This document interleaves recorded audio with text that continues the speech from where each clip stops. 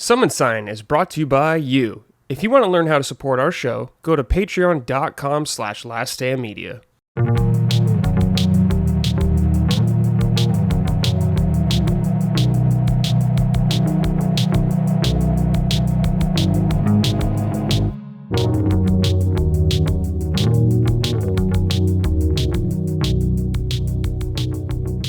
Hello everyone, welcome to episode 55 of Summon Sign Last Stand Media's weekly in-depth gaming discussion podcast. I am your host as always, and joining me this week I got two lovely boys. I'm very excited to have my dudes here. First of all, let's start with Jimmy Champagne. Jimmy. Oh man. How are you, dude? Excellent. Stuck inside, snow like crazy all weekend. Just been making a lot of videos. A lot of people got Steam Decks for Christmas, I noticed, which is good.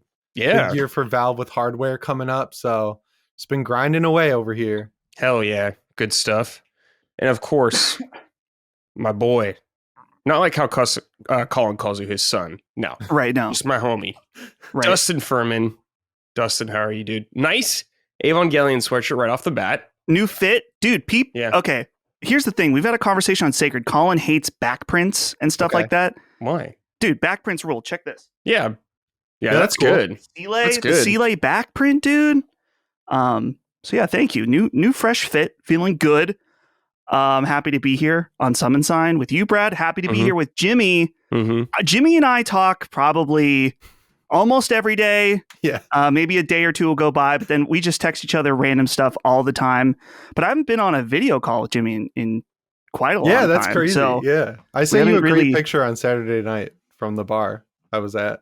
Oh, right. Oh, yeah. Oh, man, that was something. Yeah. We'll leave that a mystery for the audience there. But I think it would get the video demonetized. Yeah. So there's that. Yeah, I'm happy to be here. Brad, I don't know if you did. I guess we did a little reminiscing on the Game of the Year episode, but you know, you have been here now just over a year. Last Stand. Congratulations. Thank you. Summon Sign has been awesome, and it's great. It's crazy. It's already been a year. But I know we're old and dying, so that's why that's true. Yeah, time is going so fast. That went so quick.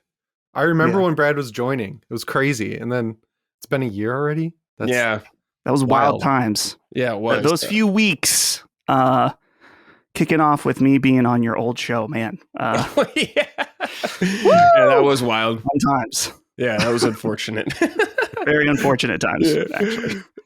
Dustin, I gotta say, that Luigi in your background on your desk, he looks like he's just melting for me, the other side. From this angle. Yeah, he just looks like he's melting. Yeah. He's sleeping. Yeah, I have a bunch of stuffed animals there. Like, he's hanging out with, I think it's Monami from Danganronpa 2 over there. I have a Kaoru plushie, too, that I got in Japan. But nice. I have too many figures now. I don't know where to put all of them. I have some here on my desk. There's some on my air conditioner. A bunch over here. I need more shelves. Dude, figures on the AC? I don't know if I've ever seen that. It's like a nice little platform over there. You can see I have a Beppo over there and like an Evangelion angel and stuff, but it's getting out of pocket. Yeah. So Jimmy's got a lot of good horror stuff behind him as well. Star Wars. I added to it since last time I was on. I got that Evil Dead chainsaw. When the Evil Dead and Halloween game came out, they sent it to me and I was like, thanks. I was going to buy it. So it was nice to get that for free. Yeah, that's good. I love the BD1 though on your back shelf. Yeah, that Lego set is awesome. Yeah, that's a good Lego set. Which reminds me, I still have the Ocarina of Time one. I have not built it. I bought it in September, and it's just been sitting there. So long ago. Yeah, it's just been sitting there. You posted in the Discord about it and everything. You got to build it. I know, dude. I was like, oh, let's build it, and I just haven't built it yet. I just don't know where to put it. I guess I could put it back there. I guess, but I don't know how long it'll last. You got a perfect space for it, right there. It's like perfect. Yeah. I got to do it. Yeah, I got to do it. I just got to get to it. I don't know. Yeah. Anyways, hey everybody, welcome to the show. Before we get into what we're talking about, or what we're playing, I should say, before we talk about all that kind of stuff, please check us out on patreon.com/laststandmedia if you'd like to support us. We greatly appreciate it. You can get early access to this show, as well as our other shows, including Punching Up, the Nintendo podcast I now host that Dustin former commander of. But he'll be in there every now and then. He'll show up every now and then. So if you're maybe this week. Maybe this week, if those Switch rumors are true. Yeah. God, I hope so. I'm tired of waiting. Please, Nintendo, just pull the trigger. We've already seen it. Just make it official. All right. And also leave us a nice rating on podcast service of choice if you enjoy the show. Help us grow. All that good stuff. All right. We got some questions and write-ins from the audience throughout the show. If you want to write into the show, I post a thread every Saturday? I post a thread for this show calling you for submissions, so keep an eye out there on our Patreon. This is from Lizard. I probably missed this somewhere, but while we have him, what are Jimmy's picks for the best games of 2024?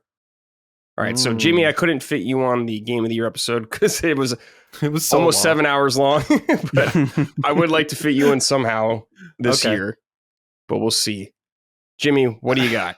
I made a list of stuff that I just enjoyed playing in 2024 because there were like a few standout games, but a lot of the stuff I played was older because nothing was really like speaking to me that was new.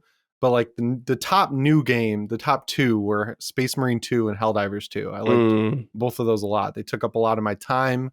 Arkham Shadow was excellent. I bought a Quest 3 just for that game and it was worth it. I played some Metro Awakening. I played a lot of that. That was really good. I played the Arizona Sunshine remake. I thought that was great. I bought Arizona Sunshine 2, but I haven't had time to play it. Astrobot was excellent. Rebirth, I'm still not done with it, but I really enjoyed what I played. I'm counting the Hunt Showdown update because they like moved it to a new engine and I put like 200 hours into that in like a month. My first Gran Turismo was a masochism simulator if you wanted to do everything in it, but I really enjoyed it and it kind of like got me back into GT7, which has been fun. Yeah. And then I didn't see a lot of people talking about it, but they did a huge update for Need for Speed Unbound where they added in like an extraction mode and they made the rewards all the cars from the blacklist and most wanted. And I had a ton of fun grinding through that. Cool. It's like it was a really good update for that game. And then Kingdom Come Deliverance, a very old game. I played through that on my Steam Deck and it was excellent. It's like one of the best games I've played like on the Steam Deck. Just runs great out of the box, good battery life. And an awesome game for like if you're looking for an open world style thing. Yeah, Lockmore will be pleased you said that. Yeah, he bought it for me, I'm pretty sure. I know he bought it for me too.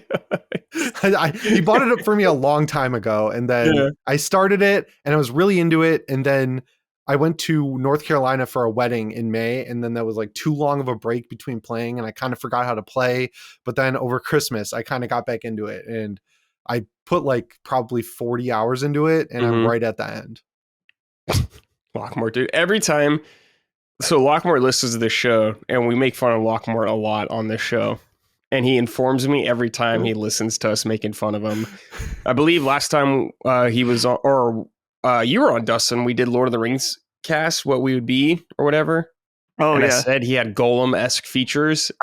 He definitely reminded me of that. I was like, I forgot I even said that. But yeah. Shout out Lockmore. I was going to tell him this, but I saw the new Nosferatu and Count Orlok has Locke's accent. And I was with my friend George. We were fucking dying. And I can't say it. But yeah, there's another meta Lockmore joke there. Yeah. That's even funnier. All right. Let's see here. This is from Kunsam. One game conspicuous by its absence on the LSM throughout 2024 was Shin Megami Tensei 5 Vengeance. I can understand it going under the radar when the original was stuck on Switch, but now it's on PS5, Xbox, and PC, fully revamped with 60 FPS. It's the most slept on game of 2024. Someone in the network get on that shit. I'm convinced Colin would love it. Well, I believe me and Maddie talked about this game already. I played the original when it came out on Switch. I played like 30 hours. Combat's good. Not enough story to keep me going, though. So I had no interest in revisiting it. But I think Maddie played some of it and enjoyed it somewhat. So we can't play every game, dude. All right? No. Well, this is I think you and I talked about this, Brad. I bought this on Black Friday for $20. Oh, and I told you about it and you're like, oh yeah, you're not gonna like that. Yeah. What's the first thing you said? I was like, I want to play it, but when I got it, I was in the middle of Metaphor, and I'm like, no way, this is not happening for a long time after Metaphor. So instead, I started a game that is like 600 hours long with 14. So yeah, we get this a lot though, Brad. Like people, especially around Game of the Year, like you guys didn't talk about this. You didn't talk about this. I actually I didn't put this in the games I'm playing because I played maybe 40 minutes of it. Someone was talking about that game. Thank Goodness You're Here. Have you heard of that? Yeah. Oh yeah. A British game? I bought it. Mm-hmm. Yeah, I bought it over the weekend, sat down and played it for, I don't know, in 45 minutes, an hour. It's like, I don't get this. I thought I like British humor like Monty Python. Holly and I love Mr. Bean, stuff like that. But this is too deep, too European. It's cute and the art style's great, but I don't get it at all. But that was one someone said, like, you guys totally skipped this. And then I checked it out. I was like, oh, screw that guy. He's banned. Whoever he is, I'm going to find him. Yeah. You're out. Yeah, nice try, everybody. All right, this is from K-Punk. To circle back to the contest for the biggest video game character junk, I submit the King of All Cosmos from Katamari Damacy. Yeah, we were wondering, someone wrote in about this and wondering who we thought had the biggest junk for a video game character. Ganondorf was definitely brought up. Maybe Bowser. Bowser has a red rocket, though. Yeah. Oh, yeah. Probably goes inside. Yeah. So here's the thing, though. I wasn't part of the original conversation, but I would argue that scale needs to be a factor in this. Okay. He's the biggest figure, the biggest because he's, universe sized. So the thing is that like he could have a small cock. Yeah. Based on his size. But it would still be the biggest cock. But have you seen his bulge, dude, when he's like standing there? That's true. I didn't think about it. I haven't thought about his bulge recently. Like, but now that you say that. Or at all. Yeah. Biggest video game junk. Well, I don't know if it's like huge, but you can definitely see it. Right. Someone that we got to mention is Luigi. Oh, dude, yeah. Because we saw the outline. You're right. His junk in that tennis. Yeah, he's. In the tennis thing. Yeah. Yeah, in the tennis thing, we saw the outline there, and that was certainly something. Mm-hmm. But I think the thing that's important. Malone's a video game character now. Oh, does he have famously big junk? Who knows? I don't know. I'll take a look. I'm going to his concert in May. I'll scope it out. Get that macro lens out, and I said Kiryu as well. Because I was like, he has the biggest big dick attitude of all time. But Micah said stereotypes and doubted me. So I was like, okay. Like, how am I going to fight that? I don't know what else to do. I like going with Luigi, though. That sounds good to me. Yeah. Let's make that he needs a W. Yeah. Luigi, come on. Biggest junk in gaming. He's got L on his hat, Yeah. He's got to catch a W once in a while. I feel like some Resident Evil character probably does. Chris. Big Schlong. Wesker. Think he's got a big schlong? I just thought about Leon. Small. Leon, yeah. Leon. What about Chris, though? I've seen the mods where he has a giant boner. Mm-hmm. So that may be affecting my visual viewpoint of this because that's not canon. Or is it? Who knows? It can be. There is no canon. The story is so insane in Resident Evil. It is, yeah. They did a freaking after credit scene in the 3 remake. Never addressed it. Yeah, Resident Evil's all over the place. Just wrap up their story, guys. Wrap up Chris and Jill's story, please. I'm begging you. They're gonna be geriatric by the end of it. I know, dude. Chris is like already like 50. Jill won't be because they gave every female character some variation of a virus that keeps them young forever. That's true. You gotta watch Death Island, where everyone's old except for Jill and Claire and Rebecca. Dude, fucking Japan, dude. Yeah. Keep the ladies young. Yeah. Not allowed to age. Sorry. That's so funny, dude. Yeah, what you remember in 5, Jimmy, where like Jill had blonde hair because of like the virus or something like that? Yeah. It's like that's the side effect of it. Man, that's awesome. Yeah. The 3DS one, Revelations, that one's egregious with the 3D Jill ass. Oh, man. The camera's like lower in that game. And they're like, all right, leather wetsuit. Yeah, giant that's ass. Good. They knew what they were doing, man. They made her a woman for 3. Oh, yeah. All right. Like a human. Dustin, It's happening. Final Fantasy XIV. You've been playing a lot, from what I understand. I've been purposely kind of keeping myself in the dark, not asking you for updates very often, because I don't know exactly where you're at. I know you finished the base game of Realm Reborn, but tell me, where are you at now? Are you in Heaven's Ward? Very close. Okay, you're close to Heaven's Ward. Close. I didn't realize until I was almost done with A Realm Reborn that there's like post Realm Reborn content that is probably at least a third or a half as long as A Realm Reborn itself. So I have been working through that. I think I have maybe 20 quests left before I start Heaven's Word. So yeah, I finally started Final Fantasy XIV. And the reason behind this was I finished Metaphor, and right before that we were like about to go on break. And I was looking at my calendar. I'm like, man, I have all of my break, all of January, and some of February before the next big release that I really want to play coming out. And that, of course, would be Monster Hunter Wilds. I was like, if there's any time at all, I've always told you, Brad, that at some point there would be when the time is right, I would do it. I would jump in, and the stars were aligning. I'm like, this is the time for me to play Final Fantasy XIV. Now, a little bit of context, because some of you may remember or were watchers of my Twitch stream. I started this game on the free trial a few years ago and played like the opening few missions. To be honest, my heart was not in it at that time. I think I had a lot of people pestering me then to play it. And I would still say the onloading of this game is not very good, even with their revisions. I realized, Brad, that whatever character I picked, I would think I was in Ul'dah for my... You were a Lancer, so you were in New Gridania. Well, in my new character. Yeah. Oh, your old character, you mean? The one I did on stream years ago. I was in Ul'dah, and I was like, I have no idea where I'm supposed to go, what I'm supposed to do. And so I really didn't have a very good time with it. But like I said, my heart wasn't really in it. I didn't really want to learn, I think, at the time.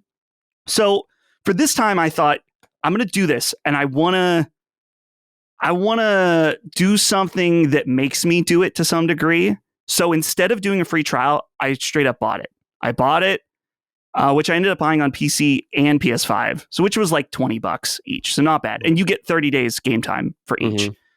So this put a little bit of a fire under me that it's like, I have money invested, and I'm on the clock now, where once you buy the game, you cannot revert back to free trial. You're in at that point.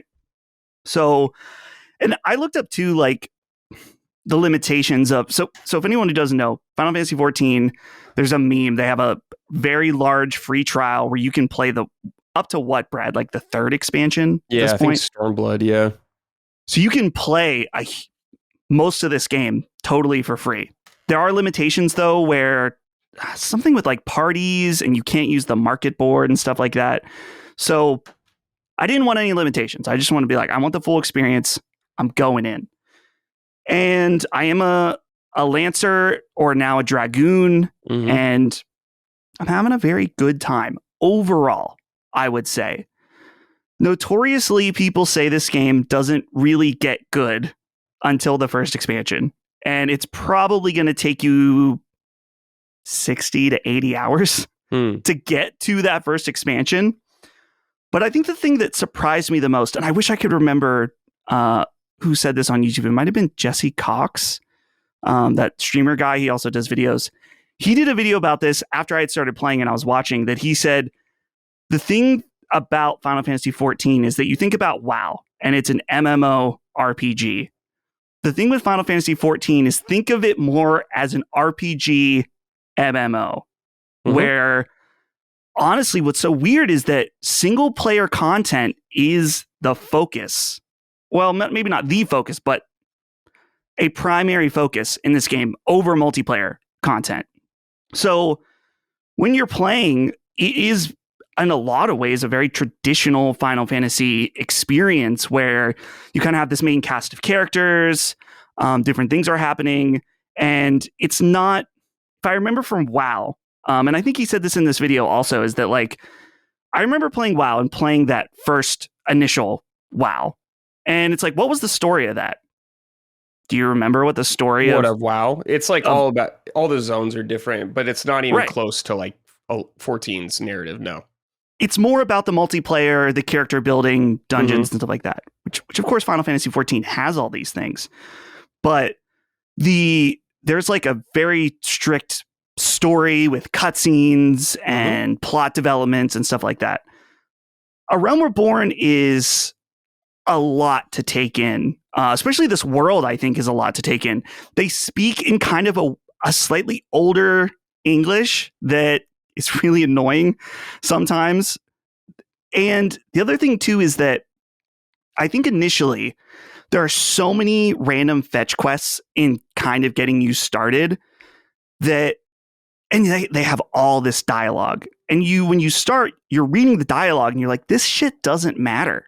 Why am I wasting my time reading all this dialogue? And the game kind of trains you unintentionally to skip it. And then eventually at a point in the game, you realize like, oh, actually they're talking about important stuff now. I probably should start reading this. So I was kind of like on autopilot for probably half of A Realm Reborn. And then I was like, oh shit, I think some important stuff is happening right now. And that's kind of the point of me playing this game. So I went and I like watched a summary video up until the point I was, and then I started like really reading and taking it in. And it is, I would still say, like very fluffy. Yeah. In terms of like all the different characters, the things that they're saying, some of the things you're doing. There's this point in the game, Brad, I'm pretty sure this is notorious, where I'll put this light, not that I think it's even any major spoilers, but I'll keep major details out. You need to go talk to this legendary hero in the game. It's like, okay, cool. You go to this place, you find him, and he's like, oh, I need you to do all this stuff for me before I tell you how to beat this guy. So you do all these fetch quests for him. And then you find out he's a fucking sham. He's not actually the real hero. You're like, okay, well, that was a waste of time. Then you go and find the real guy that was the hero. And he's like, I need you to do a bunch of quests for me. I need wine. So they send you to this fucking a vineyard, and you do all these quests to get this guy wine. And I think you get him cheese too. And it's probably a good hour and a half of quests to get this guy cheese and wine before he tells you how to beat a big enemy. It's like, man, what are we doing here? I like flavor and different like stuff details that don't matter as much, but this was like, dude, what are we doing in this game? I think now, especially towards the end of A Realm Reborn and the stuff in between, there's definitely a lot more intention behind it. There's a lot more stuff that you can tell that they're building towards the story of Heaven's Ward, which I'm really excited about. But the journey there hasn't always been good. And that's the thing that I think is so weird, is that it's like, maybe once I start Heaven's Word, I'll be the guy that's like, everyone has to play this. You got to get through the shit to get to the good stuff. But where I'm at right now, I'm like, I can't recommend this to anyone but the most hardcore that are willing to deal with really boring stuff for a long time. So we'll see. That's to be determined. But I like that the way that they've set it up is that for the most part, up until the end of Heaven's Word or end of A Realm Reborn, you can play the game completely by yourself. You can play with NPCs in dungeons, and I found overall the dungeons were really easy, but not too easy.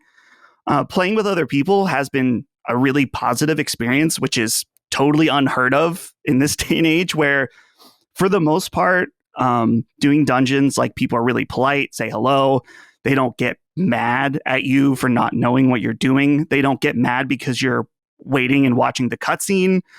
Overall, people have been really nice. I'm sure that once you hit high level shit, there's going to be assholes that's kind of where they're hanging out. But for the most part, all the interactions I've had in this game have been very pleasant. So that's been cool. I'm trying to think if there's anything else that's really important. Because I know, Brad, you had questions too about my experience. So maybe that's a good way to get into more of this. A Realm Reborn the world is very big, Eorzea. Like there's a lot of zones. Not all expansions aren't nearly that big when you go through. There's not as many zones and all that kind of stuff. What's been like your kind of favorite areas you've been to? One of the things that I like about this game, and I will answer your question, but for context, there are 3 distinct like cultures or like nations in this world. And that's one of the things that's been so surprising is this game is it deals a lot with the politics of these 3 nations and another nation that's trying to take them over. So it's like there's these 3 nations that kind of work independently, but they have to come together to fight this common enemy. But there's always like consternation about like how we're going to do that, right? So one of the nations that is really cool is I'm trying to remember what they're called, the pirates. Limsa Lominsa. Yeah, Limsa Lominsa. These are the types of names you get in this game. Limsa Lominsa, however you want to say. Yeah, it's a horrible name. Right. Which I think that their like origin is that they were like a roving band of pirates that ended up settling down and like ended up creating this entire nation, which is kind of cool. I initially am from basically Rivendell in this game, the forest area with elves and shit. Yeah, that's where I pledged my allegiance to, but I don't know if I regret it. Like I maybe should have gone with the pirates because they're cool. Thing about the pirates though, that's the home of the cat girls, right? Ooh. Yeah. So that's you say that. Don't worry, you'll get there. I don't know about that. I don't know. You're gonna break in. It's gonna happen. You're gonna spend money on a I can't wait for 6 months from now when Dustin spends money on a Fantasian to change the race of his character to I have one for free. Okay, they gave me one. Or a bunny girl. No bunny girls. I can see you doing the dragon girl as well. Girls. No, dude. There was a long story on Sacred about this, so I won't repeat it here. I posted on Twitter to go listen to about my experience with furries in this game. Mm-hmm. They are very prevalent and everywhere. Yeah. So this is funny to me. Is this kind of like your first time really diving into an MMO? No. For an extended period of time? Okay. Well, when I was playing World of Warcraft in, I don't know, 2009, maybe, I played it a lot, but I wasn't super dedicated or serious. It mainly was 2 summers that I played World of Warcraft for 2.5 months, and then I would quit my subscription once school started. So I never even I was in like the Burning Crusade or something. So the thing about that though is that like I was very much just like character focused, doing my stuff, doing dungeons. I don't even think I ever did a raid in WoW. So I wasn't like super invested in like the culture around WoW or like some of the weirder shit that might go on. Is there player housing in WoW? No, I didn't think there was. Actually coming though in the next expansion apparently. But no, there's not. Interesting. So, but yeah, I have learned quite a bit about the culture around this game. And again, I don't want to repeat the story of me going to the nightclub, but yeah, there's nightclubs and there's player housing where people do like full role play shit. They're very dedicated to it.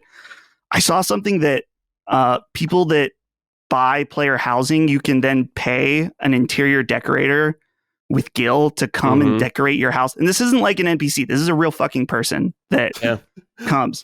One detail I left out about my nightclub experience that surprised me is that when I went to the nightclub, when I pulled up, there was someone out front that greeted me. And I was like, oh, and it's a real person. Like a bouncer. Like a bouncer. Well, there was someone outside that greeted me and then someone inside at like a reception desk that was a real person.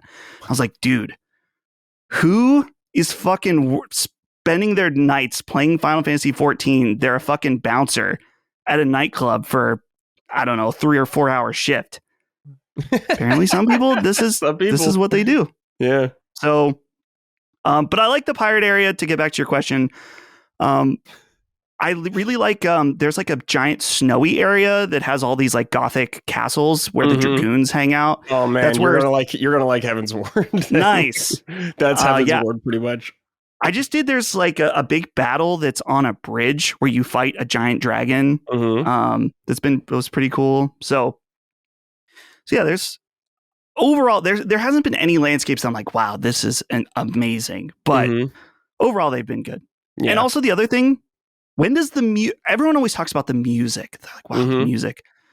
All the music has been fine so far, but there's nothing that's like blew me away. Yeah. I think it'll kick up further you get, like the game itself. Okay. It'll just get more pronounced kind of thing like that. Did you go to Gold Saucer yet? Yes, okay. I did. I went to Gold Saucer, which is very much like Gold Saucer in Final Fantasy VII. I was playing like some of the games and looking at some of the prizes, and I thought, this is cool, but I don't know if this is like where I really want to invest my time in this game. Yeah. Maybe if you and I went together and hit the Chocobo races. Yeah. At some point, that would be fun. Were you playing Triple Triad? No. I don't think I played that. Okay. No, I got all the cards and I was like, I can't do this right now. Yeah.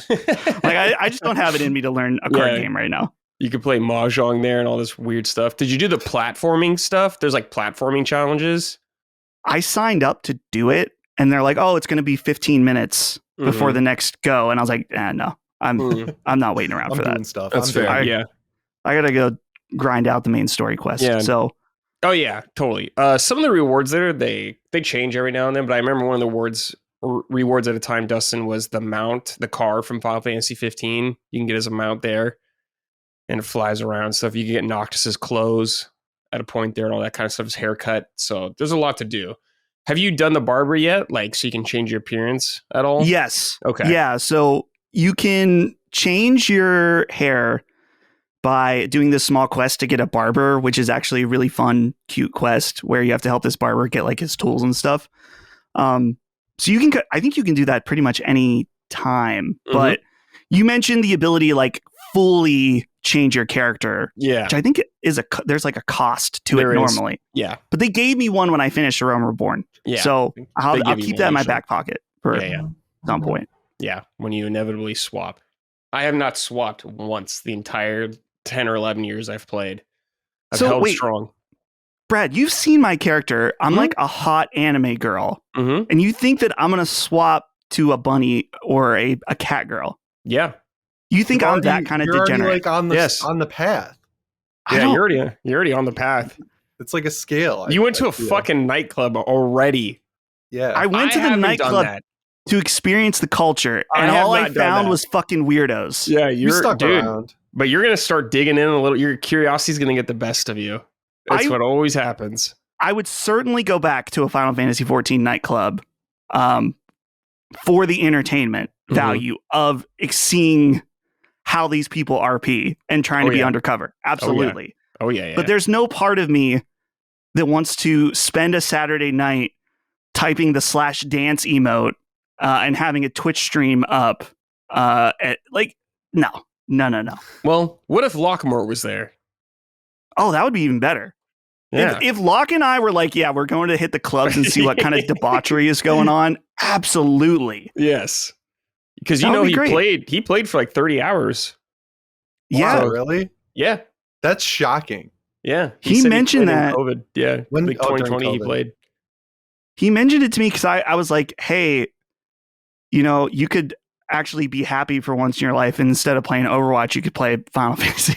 I don't think I said, what did I say? I can't remember. I said something. I said we would have a lot of fun together instead of getting pissed playing Overwatch. And he was like, maybe. But there's something like he can't log in or something. He can't figure it out. Can't figure out his login. He's European. So. I don't know. He's European. That's like such a catch-all for any problem. I know. For us, it's just that's all we do. Brad, we should on one of your streams. Dustin and Brad hit the clubs. Okay. Let's just go. We can hit the clubs, see what's going on. You got to pretend to RP at least a little bit, though. Of course, yeah. You got to get the right clothes. Yeah. Bow to people. See what's going on. Yeah, I have more because you can unlock emotes and stuff like gestures. So right, you got to fill that out. I don't have nightclub clothes, but I can maybe get some, or I could RP as a bum wandering into the club or something like that. I just took off my character's shirt, so she was in a bra and armor leggings, so it looked like she was like edgy or something. Yeah, and that seemed to do fine. Yeah, but they don't care. Yeah, I assume they don't care. But yeah, you can get fucking filthy. Oh yeah, Oh yeah, I've seen some real degenerate shit. Yeah. So, Brett, tell me about the raids in this game, because I think I'm able to do one now, but it's not required to. No. What's cool about the raids, though, is they all have like a storyline and cutscenes tied to them, so you can like learn. Like, I think it's for you. It's the Coil of Bahamut, so you can learn about the events. Like I guess before Realm Reborn and like Bahamut coming and all that kind of stuff. Right. That was all 1.0 stuff. But then later on, of course, there's like the Nier raid, and you can. Oh, we gotta do that. Yeah, we'll do the Nier raid. There's 3 parts to it. Those are 24-man raids. Nice. So there's usually like what you've been doing, I think, are 4-man stuff only. You haven't done an 8-man yet, have you? Some of the hard mode bosses have been 8-man. 8-man? Okay. Yeah. Interesting. I forgot about those. So those were mandatory, huh, for story? It's been a long time for me, so I don't remember. Oh, you've brought up a good point for me to complain. Oh, yeah. Towards the end, as you're mentioning, you have to do these hard mode bosses, which you cannot use NPCs for. You must queue for them. The queues, and I understand it's just kind of the reality. I don't know what the good solution to this problem is, but I sign up to do the queue, and because I'm DPS, I'm obviously the most plentiful role, so my queues are longer. But dude, I was waiting for a queue for 20 minutes, 25 minutes. And then it makes you do 3 of them. Yeah. Luckily, 25 minutes was my longest. The other ones were at least 10, 15 minutes. So it's like, it required me to do all these things. And it's like, okay, but there's also going to be a 15-minute waiting period between each one while you just simply wait for a party to be formed, which when I played WoW, there was no such thing as a party finder. So that would have been even way more annoying. Yeah. So I guess I should count my blessings here. But at the same time, I was like, man, I'm just trying to get through this stuff to get to Heavensward. And it's like, I'm just stuck waiting. That's something they kind of been addressing over time, is like adding AI companions you can use. Like later on in the other expansions, Dustin, there's some 8-man fights where you can use all of AI companions with you. So you could have 7 with you. So it's definitely something they've been implementing more over time. And I think it's just going to take a while to get there. I hope they do it for all the main story stuff for people just going through like you who want to sit in queue forever. That'd be great. And that's kind of what they've been doing. Like, you used to not be able to do a lot of these with AI. There wasn't even AI companions at all. You'd have to wait in real time to do all those dungeons you've done already. So, but you haven't done any like the really crazy cool shit yet, because you're still early and a lot of it's not mandatory. Like, it just gets better as you go on. You haven't seen a lot of the cool optional fights like Kefka, like the Final Fantasy stuff, actual characters like that, like Phantom Train. There's a lot of cool stuff in there if you're like a Final Fantasy fan. So you'll eventually get there. But I'd say Heavensward's kind of where the story picks up more and people start to really click with it. Yeah. I was telling Holly last night that up until the point that I've been at, a lot of the story or a lot of the cutscenes are people standing around in a room and talking to each other. And then, dude, the thing too is that your main character obviously is a voiceless protagonist. You don't hear anything they say. So they just they do like this nod. They're like, that's a constant. Yeah. Constantly. Characters constantly nod to each other. And it's kind of stiff looking. So it's I've grown to like it at this point where they're just over and over nodding to each other. But yeah, so much of the story is like you're 6 characters standing in a semicircle, sometimes discussing a deep political event between nations, which I think is cool. I'm not the type to find that boring. I think I love the political stuff, but it can be, like I said, a bit much. So I'm really curious about how it picks it up, because I've tried to set my expectations right, that I'm not expecting a radically different game when I start Heavensward. It's still going to be MMO. It's still going to be MMO style quests. But is the stuff stringing the quests together going to be more compelling? Yes. That sounds like the answer is yes. Yeah, it will be. You got to remember, I guess what you're playing now is 11 years old now at this point. So it's much more archaic. Of course, some of it is held back just because of the engine, all that kind of stuff later on, but it gets better, I promise. And especially if you've made it this far already, which I'm very surprised about and very pleased to hear. So that's good. I got to know, though. So you're playing Dragoon right now. Yes. Are you going to change classes or anything down the line, do you think? I am considering I've thought about other classes, but it would take away from the completion of the main quest for me to do that. And I've gotten a good flow with Dragoon. So while I've wanted to, just doesn't feel like a good use of my time quite yet. I'll be honest, I haven't really done a lot of research on all the classes. So I don't know what is most appealing to me. I have thought that, man, if I had a healer class, I'd be very valuable. Or, I think healer is the most coveted party member. And tanks, yeah. Tanks, yeah. So that's also been a thought. I think the samurai just looks really cool. Is samurai also DPS or is that a tank? Yeah, it's DPS. Oh, well, so maybe that's a move. What about, you're a Dark Knight, right? Well, I have a lot of things, but I've been experimenting more with tanks, more so just because I like it. You have more responsibility. I think that's kind of fun. But Dark Knight, I have Dark Knight capped. Paladin's probably my favorite tank now, though, at least right now. One video I was watching, which was about like assholes in Final Fantasy XIV, is that there are tanks that are super assholes that if someone's pulls an enemy and it's like, oh, you pull it, you kill it. Like it's your problem. Like if I'm not the one pulling it, then get fucked. It's like, come on, man. There's ego Andes like that in every game, unfortunately. Sure. But 14's a relatively positive one compared to most MMOs that I've played in the grand scheme of things. But I mean, don't get me wrong though. There's weirdos and dickheads in this game as well. But that's going to be probably end game stuff. And I've rarely had to deal with anyone like that. Rarely. So it's been good.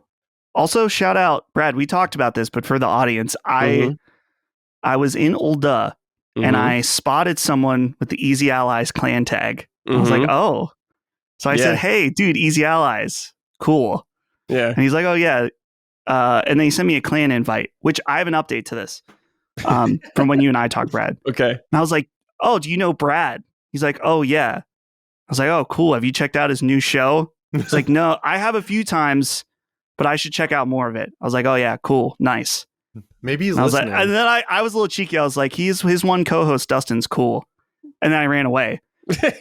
Initially, he invited me to the Easy Allies clan, and I thought that he rescinded it, but I think it just expired. Oh, okay. Because initially, Brad and I were laughing. I was like, oh shit, this guy uninvited me from the Easy Allies clan. But I think it just expired because it happened with someone else inviting me to their clan.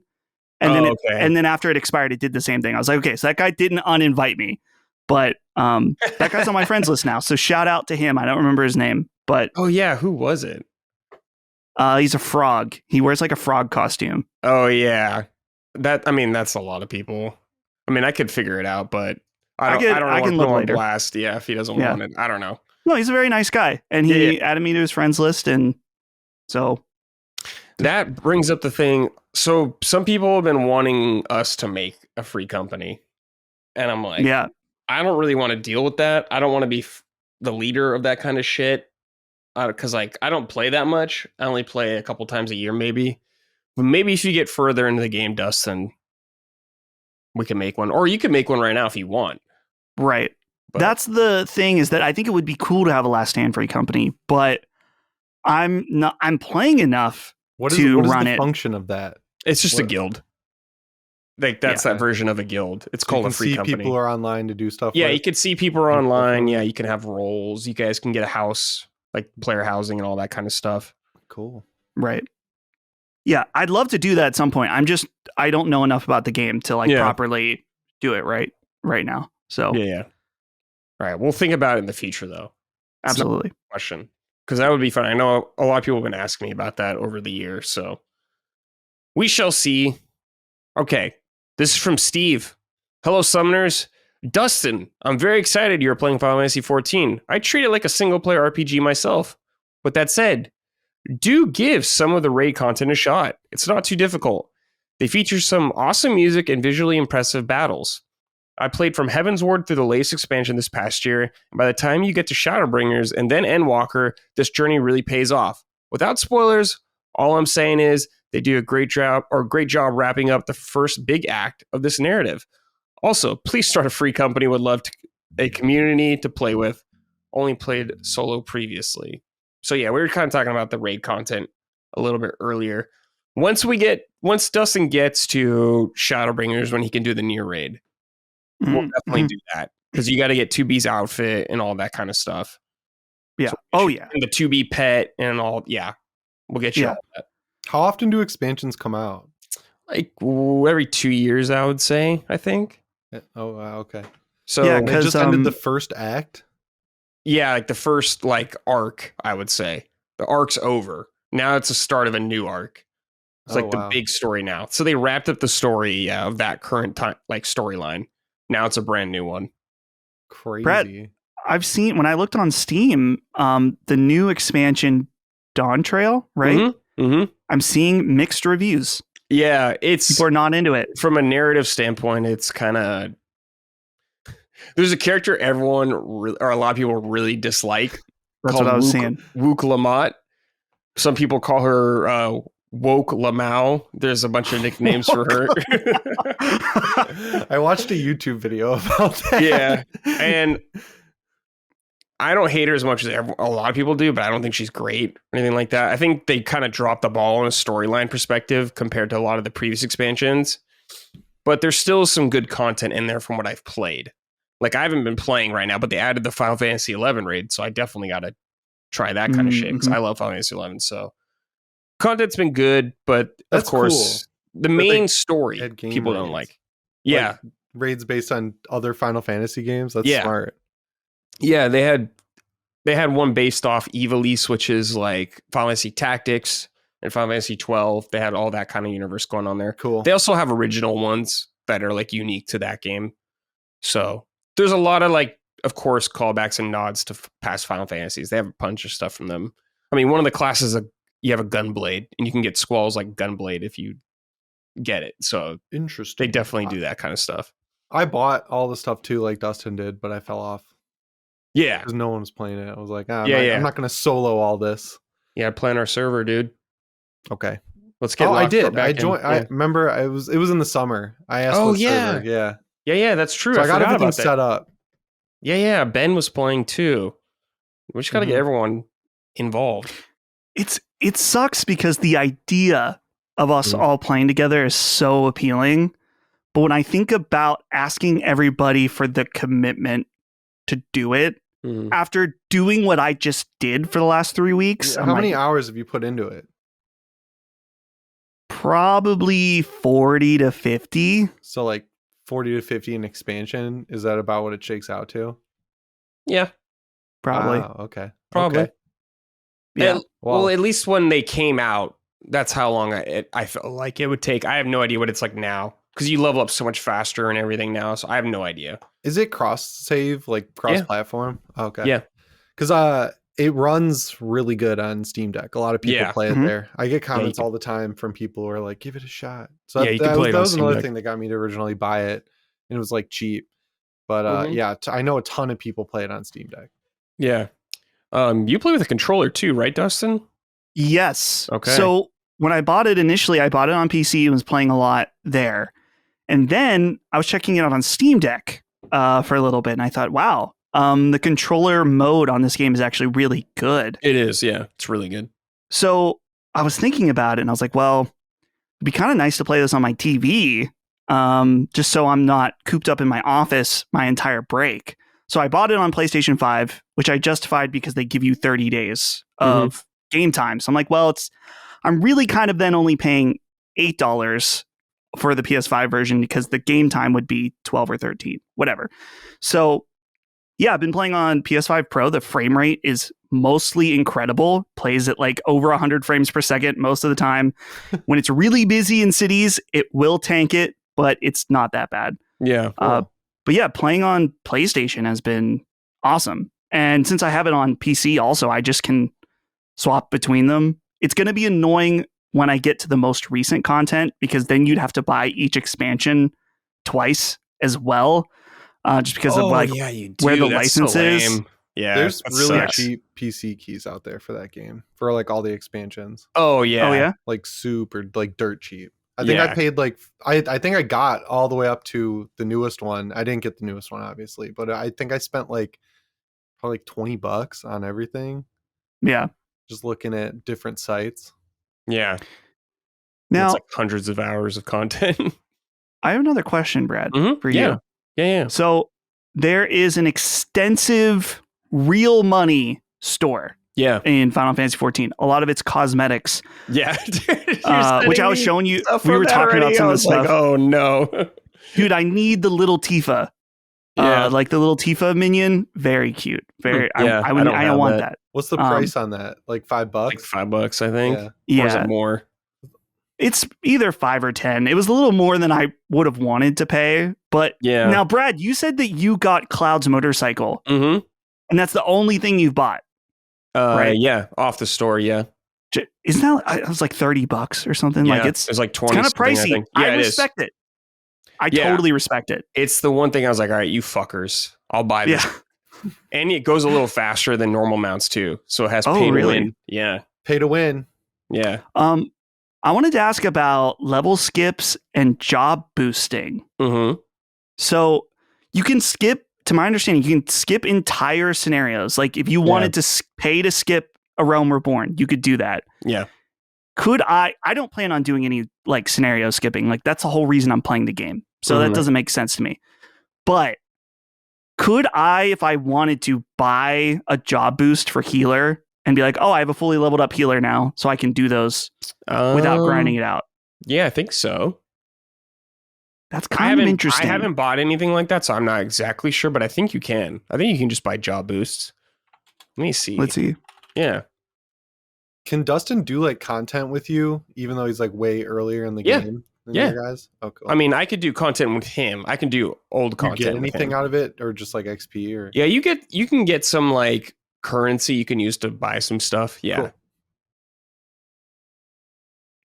I'm trying to see how much these job boosts cost. Yeah. Oh, here we go. Purchase. So let's see. These are all tanks. A healer. Okay. A white mage's journey for $25. Yeah. Dude, that's like, it's a lot of money. That's so annoying. Dude. If it was 10 or 15, I could be like, all right. They have sales every now and then for that kind of stuff, but MMO cash shops are expensive, man. They're not cheap. They're never cheap. Like PlayStation Stars reward stuff for me. Like, yeah, I buy skins. I use my PS Stars reward money, and then I don't. Yeah, that's a good thing. Dude. Dustin, do you know we can get married in the game? Dude, I was going to talk about that on Sacred, and I forgot that there's a whole marriage thing in the game. Yeah, man. So for people who don't know what we're talking about, you can go on the Final Fantasy XIV like website, register for a wedding between you and another player. And there's a free tier, and then there's like paid tiers that when you do that, you get a bunch of bonuses, and everyone who attends the wedding gets bonuses as well. And you can like customize your flowers and shit like that. But yeah, you get like a set time that you're getting married to another player in Final Fantasy XIV. Everyone comes and they do like a service, and everyone like dresses up. Honestly, it's on first glance for me, it was really cringy. But then I thought, if Holly was playing this game with me and it was like, oh, there's this cute little thing you do, you get all these bonuses, our characters can get married, it would be kind of, and we have a bunch of friends that play it. I'm like, you know what? I kind of like that. Yeah, sure. Now, for one 40-year-old neckbeard marrying a cat girl that he thinks is his online girlfriend that's actually another 40-year-old neckbeard. Yeah. That's where it's cringe. And so you got to take the good with the bad. We have to do it. You and I, dude. That's what we have to do. Well, my character's a female in the game and yours is a boy, so we can RP it. Yeah, oh yeah. You need to buy me a house, bitch. I'm not. And send me the money you said you were going to send me. Oh yeah. How much money do you need? I'll take whatever. Okay. How much money? Do you know how much money you have? I have a few 100,000. Yeah, I have like 3 million or something like that. I'm not like, I don't do crafting or do anything like that. So I'm not like rich or anything, but a lot of people are rich in this game. But I can give you some money. Yeah, let's see. Tifa Wind-Up Minion is $7. That's not bad. Look at this, though. This is on sale. Cloud, Aerith. Check out the one in the chat. Dude, you can get the Nimbus. Oh, yeah. I remember seeing this. $8. Yeah, $8. See, everyone's against microtransactions and skins until there's one that's appealing to you. And then you're like, oh, actually. Everyone gets got at some point. You're going to get got. Quite a few in Hunt. Yeah. That's just the way it goes, man. I like playing Post Malone. Oh, dude, there's a peacock. A peacock? Yeah, there's a giant peacock, but it's $16, which is not definitely more than I would spend on a fucking in-game peacock that you can ride. Yeah. There's something. Yeah. I mean, you almost bought some fucking Call of Duty skins, Dustin, so it's going to happen. I resisted all Black Ops 6 skins. Well, because they're all bad. Yeah. They're all bad. Even the anime girl, you were kind of like, oh, she even looks Dragon scuffed. Ball Cloud. Yeah, the Nimbus Cloud, yeah. The thing I wanted in Black Ops was there was a gun that had an anime girl figure on it. But you had to buy the pack, and the pack was shit and too expensive. I'm like, well, $24 or something. You lost my sale because I definitely would have bought the gun for $8. But yeah, no thanks. No thanks, guys. Because we got to do later on the Monster Hunter event. Like you fight Rathalos for one of the fights, and it like plays more like Monster Hunter, less like an actual 14 fight. And you can get him as a mount and all that kind of stuff. You get a Palico pet, which I have, is really cool. So we got to do all that kind of stuff because I need that Rathalos mount as well. What about the you mentioned there's some kind of a Dragon Quest event too. Yeah, they do a Dragon Quest thing. They do some events every now and then that come and go. Like the Dragon Quest one, you can get like the King Slime hat, which like it's really cool. Like jiggles when you move. Yeah, it's jiggle physics. You can get like a little golem pet, the little stone golem guys. So you can get a couple things from Dragon Quest. Like they had a Final Fantasy XVI one recently. You can get Clive's outfit and Torgal as a mount. So they do stuff like that every now and then. They come and go, though. I don't know which one's going on. They have like a yokai watch one they do occasionally as well. Oh, I think someone rolled up with the yokai watch mount the other day. I was like, what is going on here? Yeah. Welcome to 14, dude. But yeah, 14's a wild ass game. And you're just getting into it. Get ready. Get ready, dude. It's going to get filthy. Oh, man. Yeah, maybe I'll give it another shot. Yeah, dude. I mean, I'm subbed right now, too. Games when you guys are playing them. Yeah, it's more fun when we all play. Yeah. But yeah, I'm definitely down to play more. Let's see here. This is from Joe Cross. Hey, Summon Crew. Could we talk about how it took less than one full expansion for Dustin to discover erotic roleplay and nightclubs in Final Fantasy XIV? I think I played through at least Shadowbringers before I noticed the full-on degeneracy going on around me in places like Limsa Lominsa. Do we need to get this boy some help? All jokes aside, I'm very glad that you finally had the opportunity to play the game and decided to go Dragoon, the best job. Let's get the LSM Free Company going and show the FF14 community what true depravity looks like. Thanks for all do and keep on keeping on. Not yet. We're going to wait. We're going to wait till Dustin gets a little further. Dustin, you do like a Tyler Oliveira style video where you investigate the nightclub. Oh, yeah, the community. Well, there's already, the thing is, there's already a great video that did that. That's kind of how I found out about this. The YouTuber's name, Oh Boy, and the video is called The Seedy Underbelly of Final Fantasy XIV. Oh, cool. But I noticed people advertising these clubs, and I was like, what is that? And then I looked up some other Final Fantasy XIV, so this video got recommended to me, and I started watching it. I was like, oh shit, this is what that is. Wow. So then I was like, well, next time I see one pop up, I got to check it out. I got to see what's going on. So yeah, it didn't take long, but I don't think that's a reflection of me. I think that's a reflection of some Final Fantasy XIV players out there that are sounds like a lot of them are doing it if it was put in your face that quickly, right? Like you didn't ask for it. You were presented with this opportunity. Dude, and I shit you not, there was like at least 50 active players in the club. Yeah. I was like, a lot of gooners out there. Yeah. A lot of gooners. I don't have a need for erotic role play in my life. I can just have, really erotic play whenever I want is all I'm saying. Without detail. I don't need a role play on fucking Final Fantasy XIV. I'm good. But I will go watch. Ben does live close. So it's I will go watch for entertainment, not for erotic entertainment, but that was awesome. Didn't even catch it. No, I half heard it, but okay. We can skip past. He ignored it. Yeah. All right. But yes, Dustin, how long do you think you're going to play, Dustin? You out February, though? The end of February? My goal is I am committed to play this game up until the end of Heavensward. Okay, and if I don't like it at that point, it's fine. I already like it right now. I just think that it's kind of boring at points. Yeah. So if I get to the end of that and I'm like, you know what, I'm good, then I will never have this curiosity anymore. But like, is this game for me? I'll be like, it was kind of for me, but kind of not. Yeah. So hopefully I can get to that before Monster Hunter comes out. I think I'll be able to. I was like, what's at the end of February? Of course it's Monster Hunter. Yeah. Okay. Oh, yeah. Are you getting that, Jimmy? Yeah, definitely. I love Monster Hunter. Game time. Yeah. Everybody get boys, that. We're going to have multiple squads going because the boys are rolling in. Mm-hmm, yeah. Mm-hmm. Are you guys getting it on computer? No, we'll get it on PC. PS5. Okay.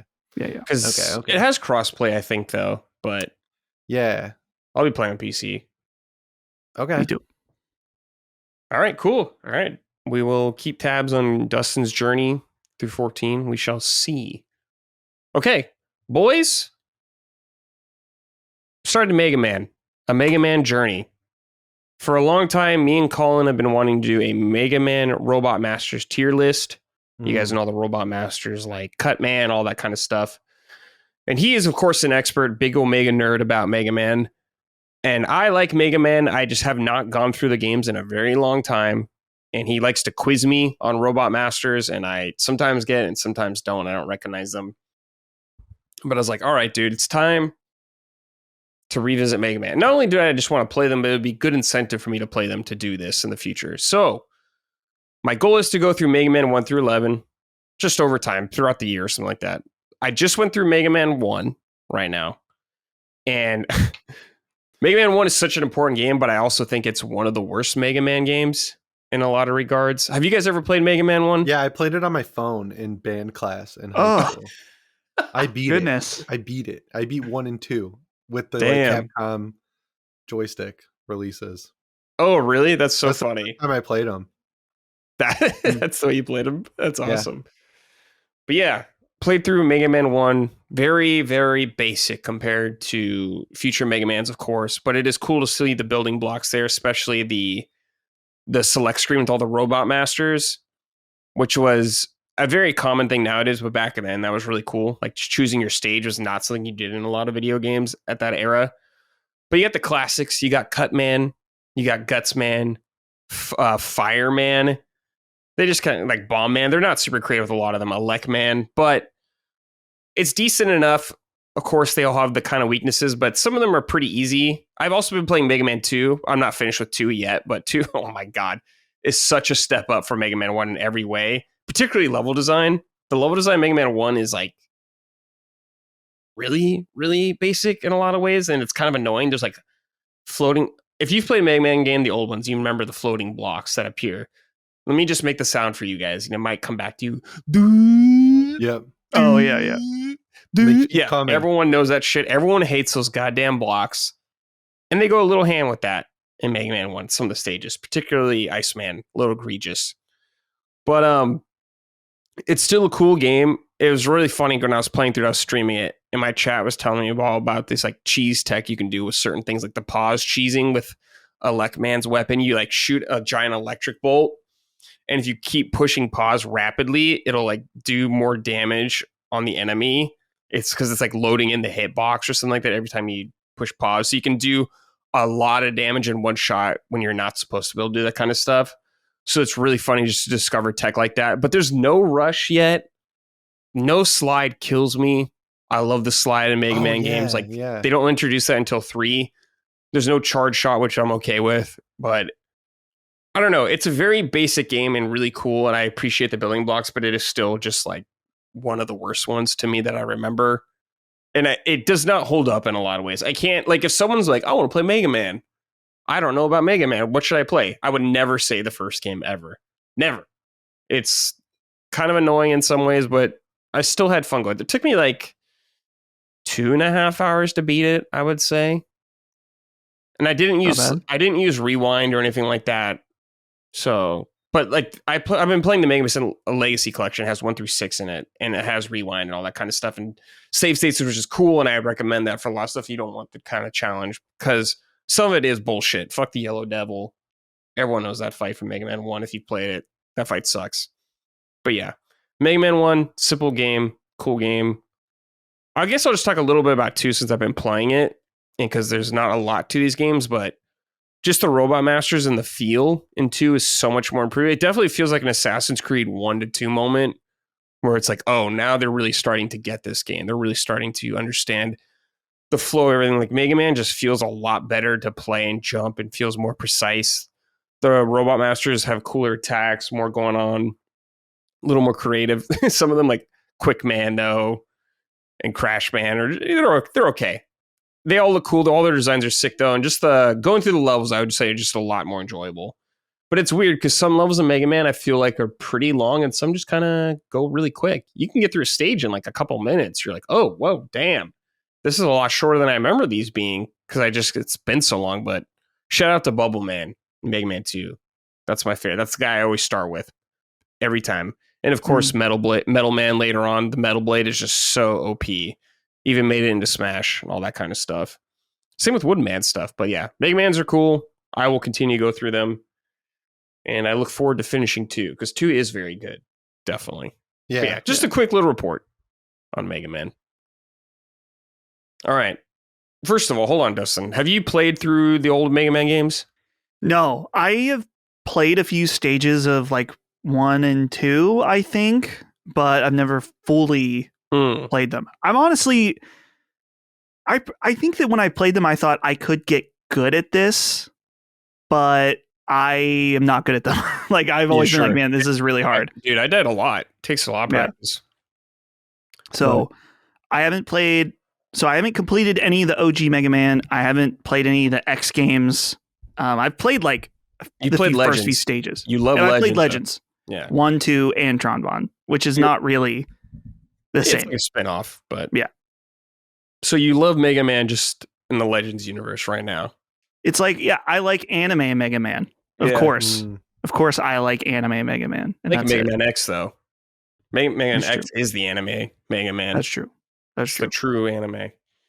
Jimmy, what about you, dude? History of Mega Man at all? Just the old ones. I got the Legacy Collection. I played through all those. Okay. Never touched any of the X or Legends or whatever.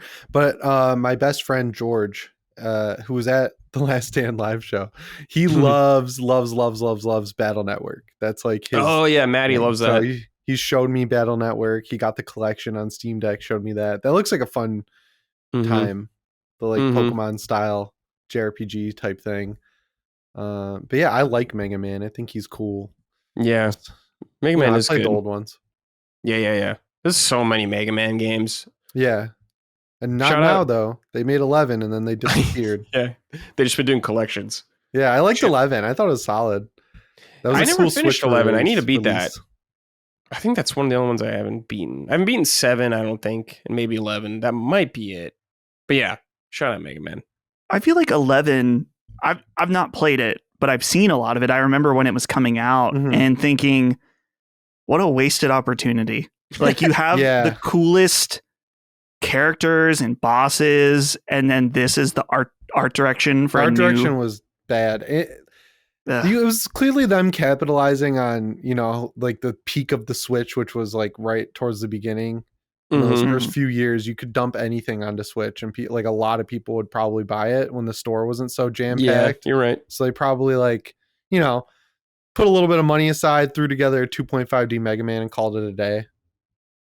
Yeah, especially after they did those like cool retro 9 and 10, right? Which I think if they eventually do a Mega Man 12, I think that there would be a cool balance between a modern looking and a retro. 9 and 10 feel like the opposite problem, where those were like digital only when that was still like a new thing, Right.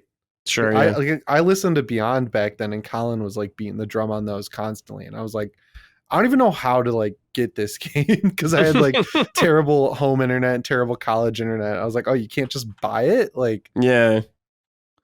Are those in the Legacy Collection now? It's 9 and 10? I think part 2, yeah. It's like Legacy Part 1 and Part 2. They did that with X as well, I believe. Let me see. Because I was curious about that as well.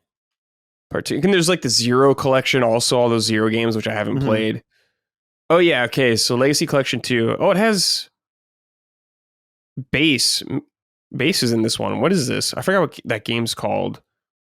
7, 8, 9, 10 in this collection. Which one has... I forgot I thought it was like Mega Man and Base, but maybe that was a different thing. I don't know. It's been a while. Don't write into me about Mega Man corrections. I can just ask Colin. Don't even bother, everybody.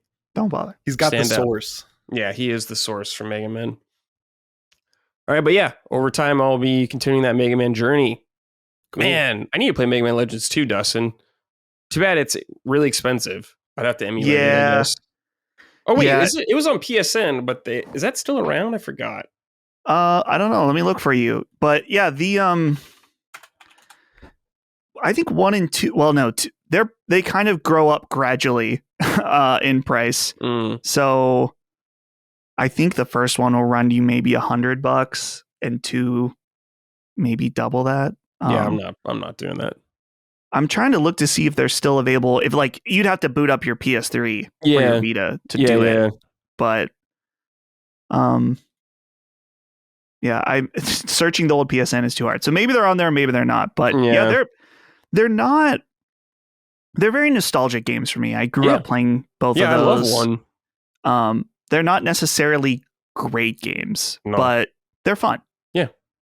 They're very charming games, I would say. I love the town in Mega Man Legends 1 a lot. I love Dude, and there's like a morality mechanic, like a very basic one, where I think it's in 2 that if you do evil stuff like kick animals and shit, a Mega Man will just continually turn like a darker shade of blue. Whoa, cool. Yeah, you can be evil Mega Man. That's only a Legends 2 thing, right? I don't remember that from the first game. Unless I didn't know about it. Let's see. Mega Man Legends Evil. I know it's possible in 2. Oh, no, it's in both of them. Mega Man Legends 1 and 2. I didn't even know about that. Yeah, you can turn evil Mega Man. Cool. Yeah, shout out Mega Man. Shout out Mega Man. Shout out Mega Man. All right, Jimmy. Yes. Kingdom Come Deliverance 1. KCD2. No. Yeah, 1. KCD2 comes out next month. Yeah. Lockmort is very excited. Very excited. Yeah, I am too. Especially after reading the previews. I'm like, yes. Yeah. This sounds excellent. But yeah, you've been playing. Talk to us. This is like my dream open world RPG. Where you start as like the equivalent of a baby and you have to learn everything. Like the intro is long. It's like 4 or 5 hours. And it's a very, very good exposition, story-driven stuff. Like the setup for this game is immaculate from a story perspective. You start as Henry. You're in your town Skalitz. Your dad's like, go around town, get my tools, get my money, get my beer. We're going to make a sword for Lord Radzig. You make the sword. This is the first 5 minutes of the game. This is not like, this is like, you could watch, this is the launch trailer, basically. You help your dad make the sword. Lord Radzig shows up. You're like, this guy's badass. He's a lord, played by the actor who plays Littlefinger in Game of Thrones. And you can tell it's like a seasoned vet coming into this video game world. Then your town gets attacked. Your whole family is murdered. All your friends are murdered. You get out by the skin of your teeth on a horse. And then the game's like, what are you going to do? You going to sit there and be a bitch about it? Or are you going to start working out? You're going to start lifting some weights. You're going to learn how to use a sword. And from that point forward, it just kicks you into the open world and you can just do literally whatever you want. And the checklist nature of like, okay, I need some skill books to learn how to do certain things. Oh, I can't read. So then you ask around town, you can talk to any NPC. You go, how do I learn how to read? And they go, I heard about this guy in this town that's like halfway across the map. So it like puts a marker there. You go there, talk to this guy. There's a whole cutscene on learning how to read where, at the end of it, it shows you a book and you can read like the player. So then you can effectively read in the game. And then you suddenly have the ability to learn skills. And then sword fighting. It's like, you want to learn how to sword fight. There's a dude in the main town who you can just practice with a wood sword for 20 minutes. get your sword skill up, and then suddenly you know how to use a sword. But the thing I like about it is that it's not like, I don't know, something like a Ubisoft open world style game where once you unlock the skill in the massive skill menu that's like totally terrible UI and you can't even read it, you're amazing at that skill. Like you just learned it. But in Kingdom Come, it's not like, it doesn't necessarily make it easier to know how to use a sword. It just makes you proficient enough to be as good as every other enemy in the game. So even I, late in the game with fairly maxed out stats, if I'm fighting like more than 2 guys, like that's a fight that I'm going to be bandaging myself up at the end. I'm going to be taking concoctions to like heal myself. Like that's a skinnier teeth level fight, even with the best armor in the game. And I like that this game like is just a learning sim, you know, like you have to do things to get better at them, but you have to get better at them, right? Like having more combos is great and all, but if you don't remember those combos, they don't flash on the screen and go pause the game combat and say, okay, now you got to do this combo to parry because you saw the yellow light show up. It's like, no, you got to watch the guy in front of you. You got to look at where he's holding his sword and you have to effectively counter. And if that counter is successful, then you have to remember exactly what combo is good after the direction that you blocked in and stuff like that. So demands a lot of attention out of you. And the main thing that I really love about it is that they focused on everything. Like everything, they got to the level that was as good as they could get it to, being like a kickstarted game studio, you know? And then the story is excellent too. So like every criticism I have of open world games where it's like, oh, this one focused on gameplay, the story suffers. This game kind of focused on everything and the story is excellent. And I was trying to figure out the situation with the Kickstarter because I just became very interested in the development of it. I guess that they initially planned the whole story to be one game, and then they were like, okay, we're splitting it into 3 games. So this first game is Act 1, because I was like, the story's moving along, but I don't feel like Henry is moving up in the world. I feel like he's just becoming a proficient person, but he's not becoming a knight or a lord or whatever. And then I realized that like the second game is when he's going to become a knight, and then the third game is where things are going to close. And I'm just like, I'm totally hooked. I'm all in. I completely understand why people love this game now that I put 30 or 40, maybe 45 hours into it. Yeah. Do you think, so for 2, I mean, obviously we haven't played 2, so we don't know. Do you think 1's mandatory from a narrative standpoint? Yes. Yeah. I've noticed that I'd say the vast majority of the previewers of 2, they're hinging their preview on the fact that they're jumping in and they're like, yeah, like I kind of get what's going on, but I don't think 2 will be as impactful without the journey you take in 1. Like, it's not one of those things where, you know, you feel like it's a chore to play through it to get the story. It feels like a reward getting the story in this game. And it really does feel like the first act in everything that I played. And it establishes a lot of characters that I saw in the trailers for 2 that have important backstory. So like the first trailer for 2 is Henry and Hans, who's a major character. Hans has a whole journey throughout 1 where you start off hating him because he's a little asshole, but then you do quests together and you become like best friends. So like that leads directly into 2. And from what I can tell, 2 picks up like 8 seconds after the first game ends. So it really? goes right. Wow. Yeah. Like there's no big time jump or anything. So Henry starting out 2 as like a bit of a knight, you know, like he's got skills and he's proficient in things. Without the journey of learning that, I feel like it would take away from 2. And I'm never that person. I'm always the guy who likes jumping in on the second game to see things cleaned up and like refined and everything. But this is one where I'm like, oh, I feel like I'm earning 2 instead of like, you know, doing a chore to be able to play 2. As a Yakuza fan, I totally understand that. I was talking to my buddy George, who's like the Yakuza guy, and he's like, it sounds like Yakuza because like the story is actually incredibly rich, and it's crazy how much detail is in even the smallest characters, like backstory and lore and just their dialogue. Like you get incredibly rich stories from like the smallest side quests in this game. Like it's crazy, and there's a million ways to do everything, which is awesome. Yeah, that's what I've heard. One thing, I haven't played it, Jimmy's, but one thing that always interests me about this game is it's kind of like supposed to be in a realistic time, in a realistic period, where like there's not magic or anything like that. It's very, what is it, 1400s? I think someone wrote about Bavaria and stuff like that. Bohemia, which I guess is Bohemia, like Republic. Yeah, something like that. Yeah, Bohemia. Or what? How's all that play out? Do you think it's done really well?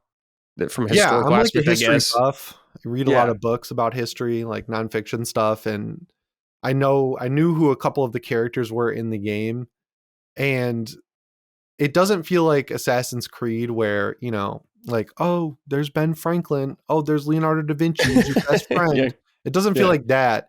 Like, these are people who are known in history, but it's not like, you know, King Arthur showing up and being like, oh, let's make the round table and build my sword so we can fight a dragon. Like, you're dealing with very real problems where, you know, like your town burns down at the beginning, the people who survive move to a different town. And one of the bigger side quests very early on in the game is finding jobs for the people who just showed up in this town that was already at capacity, right? Like you could see that they built out the world just as much as the like 10-meter space around Henry at any given time. And it feels like stuff moves on without you. Like there's a whole sleeping economy where, you know, you get tired, so you go to sleep. But if you're doing a quest where you got to talk to someone, they have a defined route. So if you need to talk to a merchant, it's like, oh, where are they going to be at noon?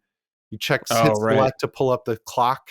You say, oh, it's noon. They're going to be at their store. So you can kind of figure out and piece together where people are at any given time. So it's cool watching things play out because like the guy who trains you in sword fighting, he's in a major quest that's like 3 quests into the game. That's like 10 miles out of the town. So when you finish that quest, if you want to go train, you got to wait for him to walk back to the town, and you can follow him. Like he'll walk back in real time. So when the sequel's like what, February 4th or something? Yeah. Man, so that's close. Yeah. It's coming up real real close. Dig into the side stuff. Like if you just want to get through the story. Yeah. The only thing you really have to pay attention to is the sword training. Like just train for like 30 minutes with Bernard. That's what Locke was telling me. Town. Then you can kind of do whatever. And you're kind of handed better gear throughout the main quest. Like you're given a horse, you're given a decent sword, you're given a decent bow.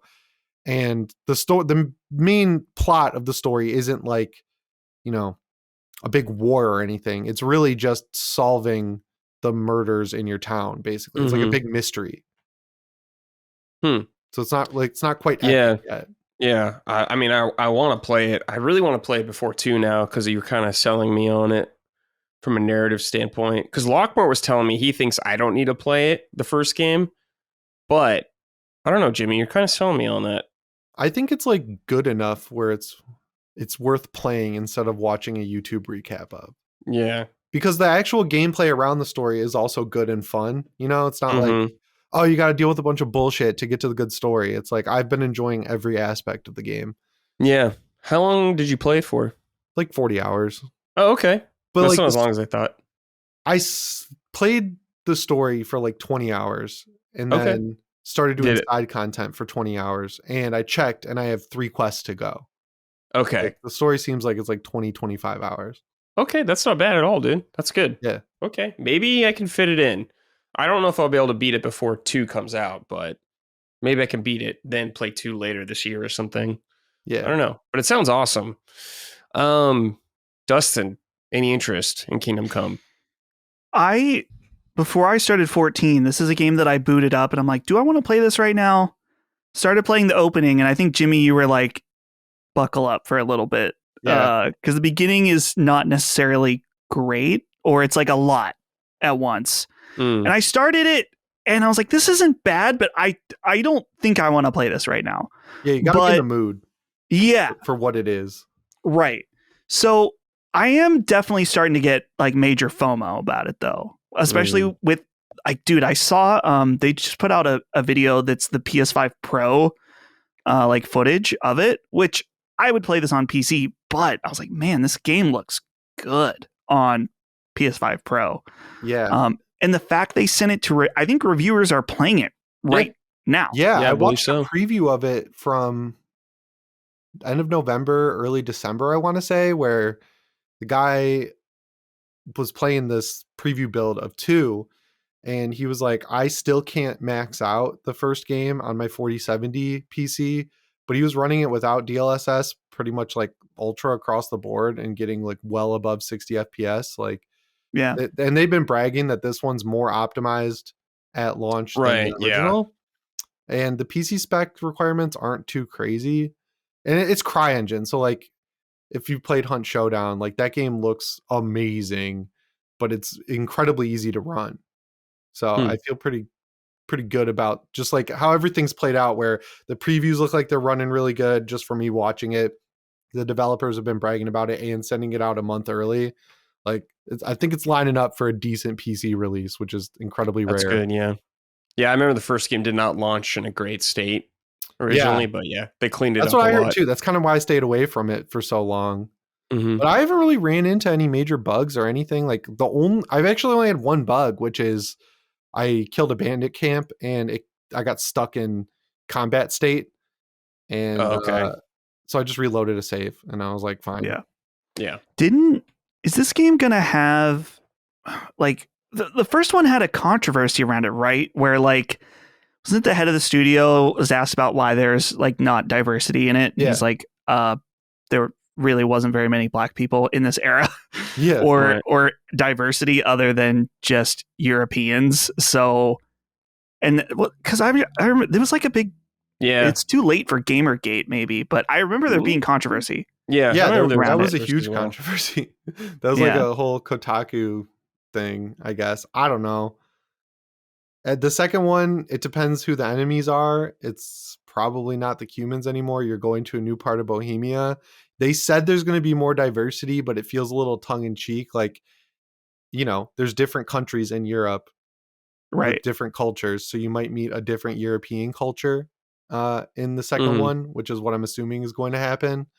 But as someone who is, you know, into history, I like that there's like a ton of lore in this game that explains the time period. And like, if you see a word that you don't know, it's like, oh, there's a glossary and you can look at what this is. And they broke down everything that was going on in the world. Like, it is very historically accurate. There, like you were asking, Brad, there is no magic bullshit in this game at all. Like, the closest you get to it is the potions that you can brew, which is fun. It's actually fun brewing potions because you're doing it, like you're grinding with the mortar and pestle, you're putting the stuff in, you're doing 2 turns of the, you know, the ladle, you're boiling the potion, and you can make your own stuff. And you know, there's some of them have crazy benefits, and there are perks. Like when you level up, you can get one called Witcher that lets you take more potions without being poisoned or get drunk, and there's like light stuff like that, but it's like at the minimum that you would need for it to be a video game instead of a movie. Yeah, you're not shooting lightning out of your hands like Palpatine or anything. Right. Yeah, and there's a couple quests like where someone's like, oh, these chicks in town, they're witches, and turns out they're just doing like LSD. So it's like medieval LSD. So there is like occult stuff going on, but only to the level that it was at that time. Cool. Let's see here. Anthony Ragucci wrote in, "Hey Jimmy, Jesus Christ be praised." Oh yeah, I played, Jesus Christ be praised, beat, and got all the achievements in KCD a few weeks ago. It's great to see you either playing again or giving it another go before KCD 2. I started playing it in the summer and really fell in love with many aspects of it. Standouts to me were the alchemy system, the open world, the interesting, funny, and well-written quests that dot 1400s Bavaria or Bohemia. The only game that covers the time period like that is Pentiment, which is another stellar game if you haven't played it yet. One thing I want to see improved in the sequel is the combat. That's really my biggest negative of the first game. While I don't think this one is the best RPG like Locke, you can't deny how immersive and original the game feels compared to the competition. My question is, would you like to see more immersive games? Another overlay immersive game is Red Dead Redemption 2, just to give an example. Thanks for summoning me. So, do we want more kind of immersive games like this, I suppose? Yeah, that's like what I want. I'm kind of out on checkbox open world games because they all feel I played enough of them now where it just feels like the same thing with a different coat of paint. Like Horizon is, Valhalla is, you know, all these other ones that like Outlaws. You know, like they might change a few couple different things about some gameplay, like, oh, you can take off your ship out of a planet in Outlaws, but like at the same core level, they're all just like, oh, you're in the open world. Here's 50 million things all over the map. Kingdom Come's very focused, and I like that it's gameplay focused on like you can get good at whatever you want. Like I've ignored the entire thief aspect of this game because I don't need to engage with it. Mm-hmm. But it doesn't like hurt you to do that. Yeah. So yeah, I do like more immersive games.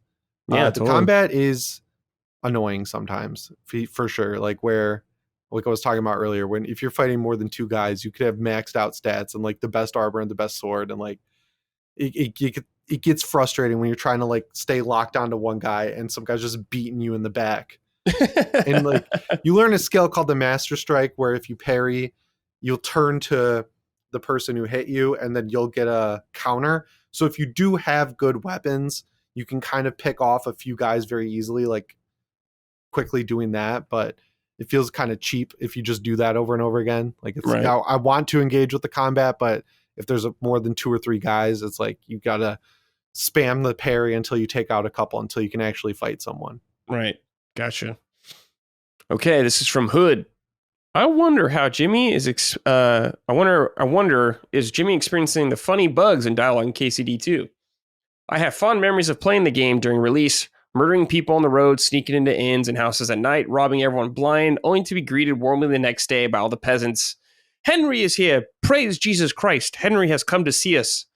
Just absolutely hilarious moments. The previews for the second game are coming out, and all I've said, the game is very polished, with over 2 million words of dialogue.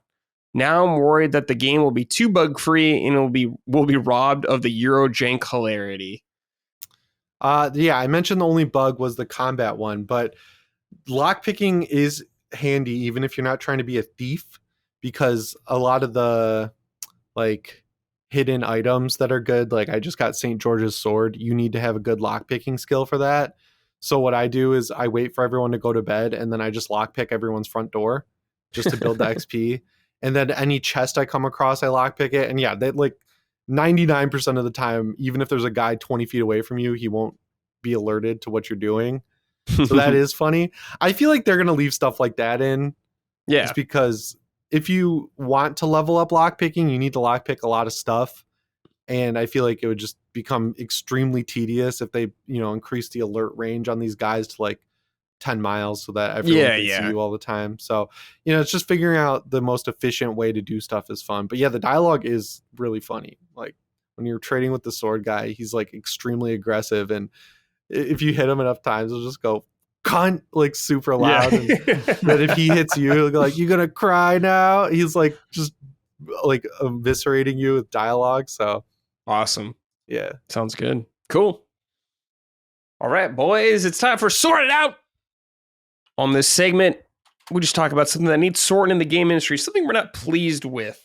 Could be a game, company, human being, anything like that. Dustin, anything that needs sorting from you this week? I got a little sorted out for the nerds out there, the PC nerds. Just this past week at CES, NVIDIA revealed the new series, the 50 series of graphics cards. Pretty exciting stuff overall. During their presentation, and something that has been highly discussed, is that when they revealed the 5070, they said the 5070 is I'm trying to remember their exact wording. They're like, as with performance, gives you the performance of a 4090. Whoa. So in context, a 4090 is like what, Jimmy? Like an $1,800, or at least at launch, graphics card, and the 5070 is $500 at launch. 500. So they're trying. I think it's around that. So they're trying to say like, hey, our $500 card is good as our last gen $1,700, $1,800 card. There's a huge caveat with this, and they are specifically saying that if you use all of our AI upscaling, DLSS, our 3 times frame gen, then you can get similar performance out of a 5070 as a 4090.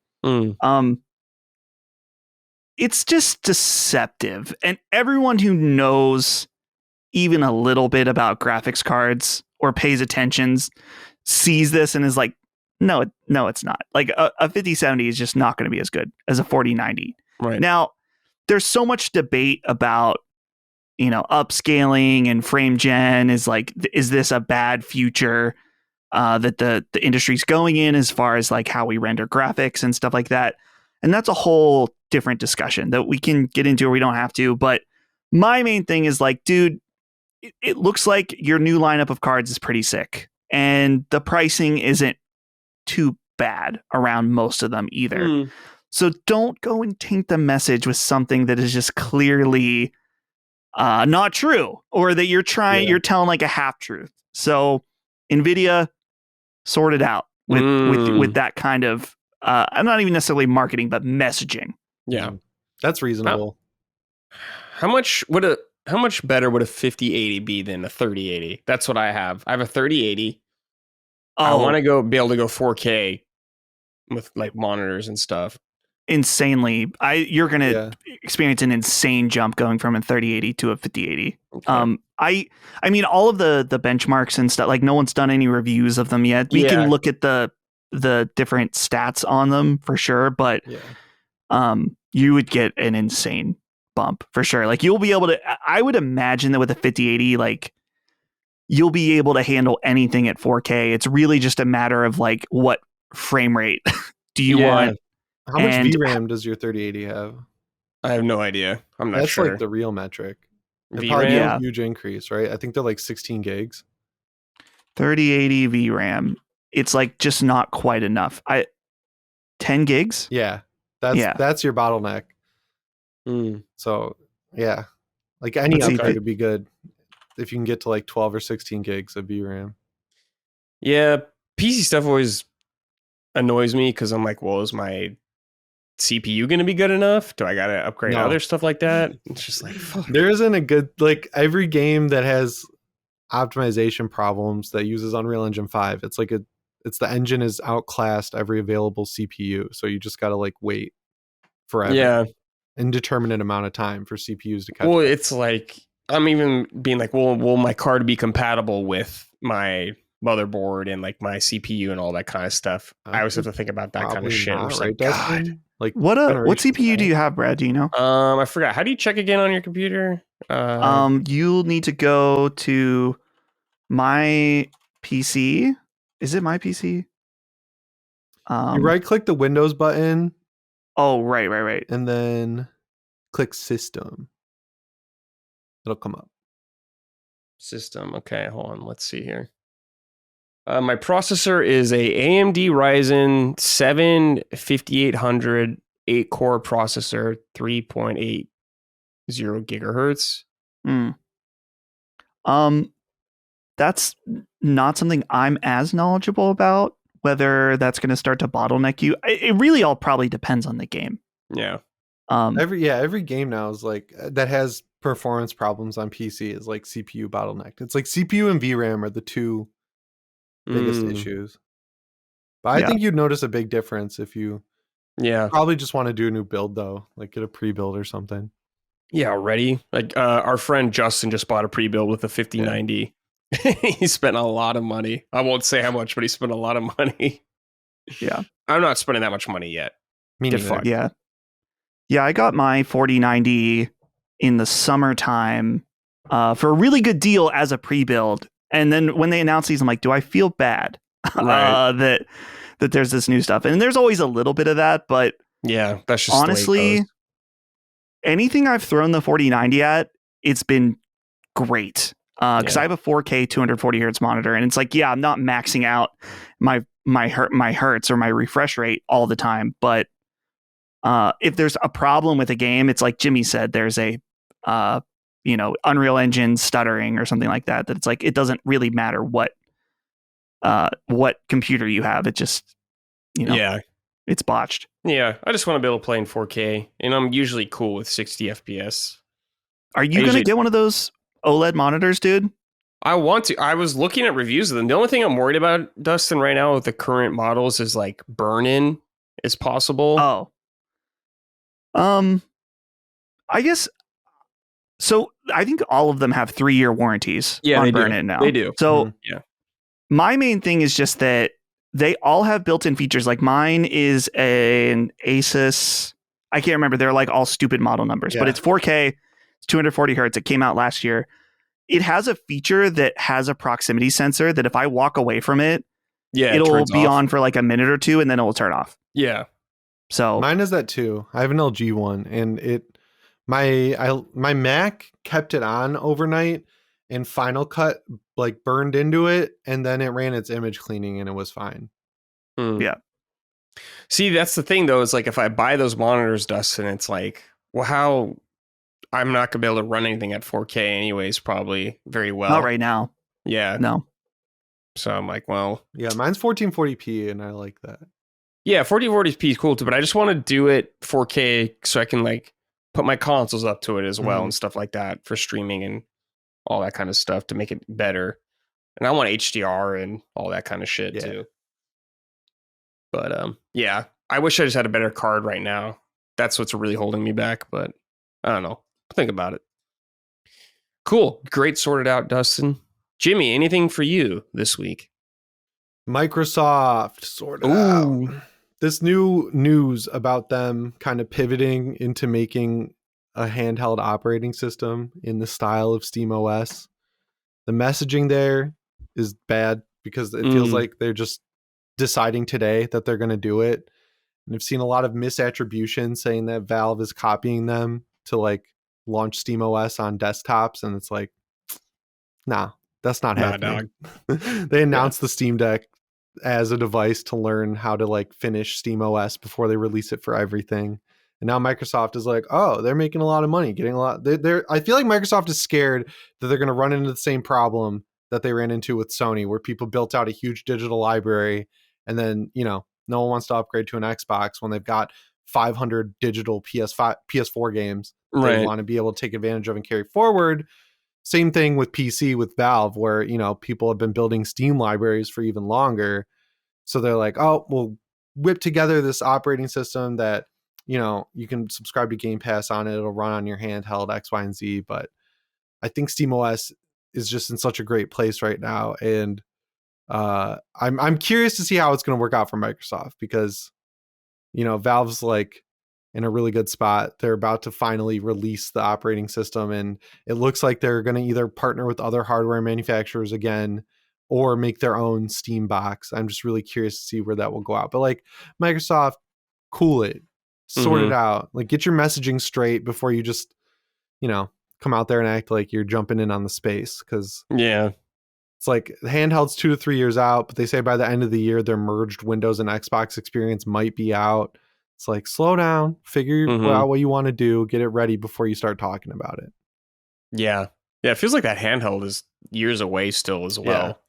I feel like we've already been hearing about it for a year. I mean, rumors, of course, but I don't know. It just seems like it's going to be a while.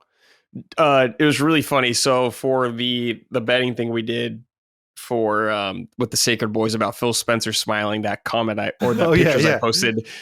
One of the pictures you said, Jimmy, like this is like what this is the face Phil made when I asked him about like or would you say putting Xbox on Linux or something? Yeah. So we got invited to this like crazy experience where it was like, go to a restaurant in LA and Phil Spencer's there. And it was like me, the completionist, Ray, the guy who runs Xbox Ready, and like Paris from Kind of Funny. It was like, like a few people, like probably 4 people.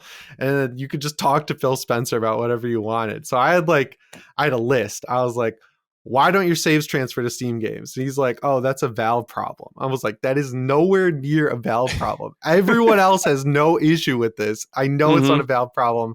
And then at the time, well, still, you can only stream Game Pass games or like Xbox app games to the Steam Deck. And I'm like, how about a native Linux app? And he was like, oh, we're working on it. And I was like, are you? And he like looked at me like in that picture. And I was like, okay, I'm going to drop it. He looked so funny. Mad. I was like, "What? I don't really see any reason not to." When that was like a huge way to get views early on the Steam Deck world was how do I install Epic Game Store? How do I install the Xbox store. And it's like, you're missing out on a huge part of the audience who does not want to engage with streaming on a device where if my options are, I can stream my Game Pass game to it, or I can just buy it on Steam, or, go to like Green Man Gaming or something and get a cheap key. I'm going to do that because I want to play on the handheld that I'm theoretically taking out of my house, Yeah, absolutely. Man, that's such Seems like a no-brainer. Yeah, totally. That's really fun. It's really funny. Just I'm picturing the Phil face in my head right now. It's good stuff. Everyone's asking about like PlayStation and third-party games and stuff, and I'm like, handhelds only. Yeah, you're that guy, the handheld guy. Yeah, that's a good one though. For me, I don't know. I'm kind of struggling to think of something where I'm like, I guess just Ubisoft and Assassin's Creed. They delayed it again, like another month now. And that could be a blessing for them because it was gonna come out in February at a crowded time. Mm-hmm. But it's just like, I don't know, man. The whole thing around this game, there's just been stank on it for so long. There's something sus going on here. I don't know. They can't seem to make the right moves. They're having problems with this game. Ubisoft's having a lot of problems right now in general. They're in big trouble, but I don't know. I just don't feel the excitement for this game right now. Maybe when it comes closer, people get more excited, but I think people are they've been talking about it for like a year straight, just to death. And I feel like people are just kind of over it, but I just don't need a 100-hour, do a million fetch quest game. I get it. I don't know. It just feels like they just keep missing the boat on this game. I don't know what they'll do. Let's see here. Oh, cool. My Google file fucked up. Here we go. This is from Movie Guy 34. Sorted out PlayStation. Why do we still not have different color plates for the PS5 Pro? You just announced midnight black accessories, but still nothing for the Pro. I want black plates to match everything else in my entertainment center, and I don't want to buy knockoff versions. I'm pretty sure they did announce. Did they? The Pro plates with that midnight black. I think I saw it in the picture. All right, let's get a little update on that. We'll see. That'd be good, yeah. I know people definitely want that. Did you guys ever buy plates? I did for my launch PS5 that I had. I bought the purple set. Oh, nice. Looked pretty sick. But now that I have the anniversary PS5 Pro, there will never be another plate on it. So I just see I'm looking to see. I don't think they have any plates yet for a PS5 Pro. So yeah, they should do at least one color. Yeah. At least make something.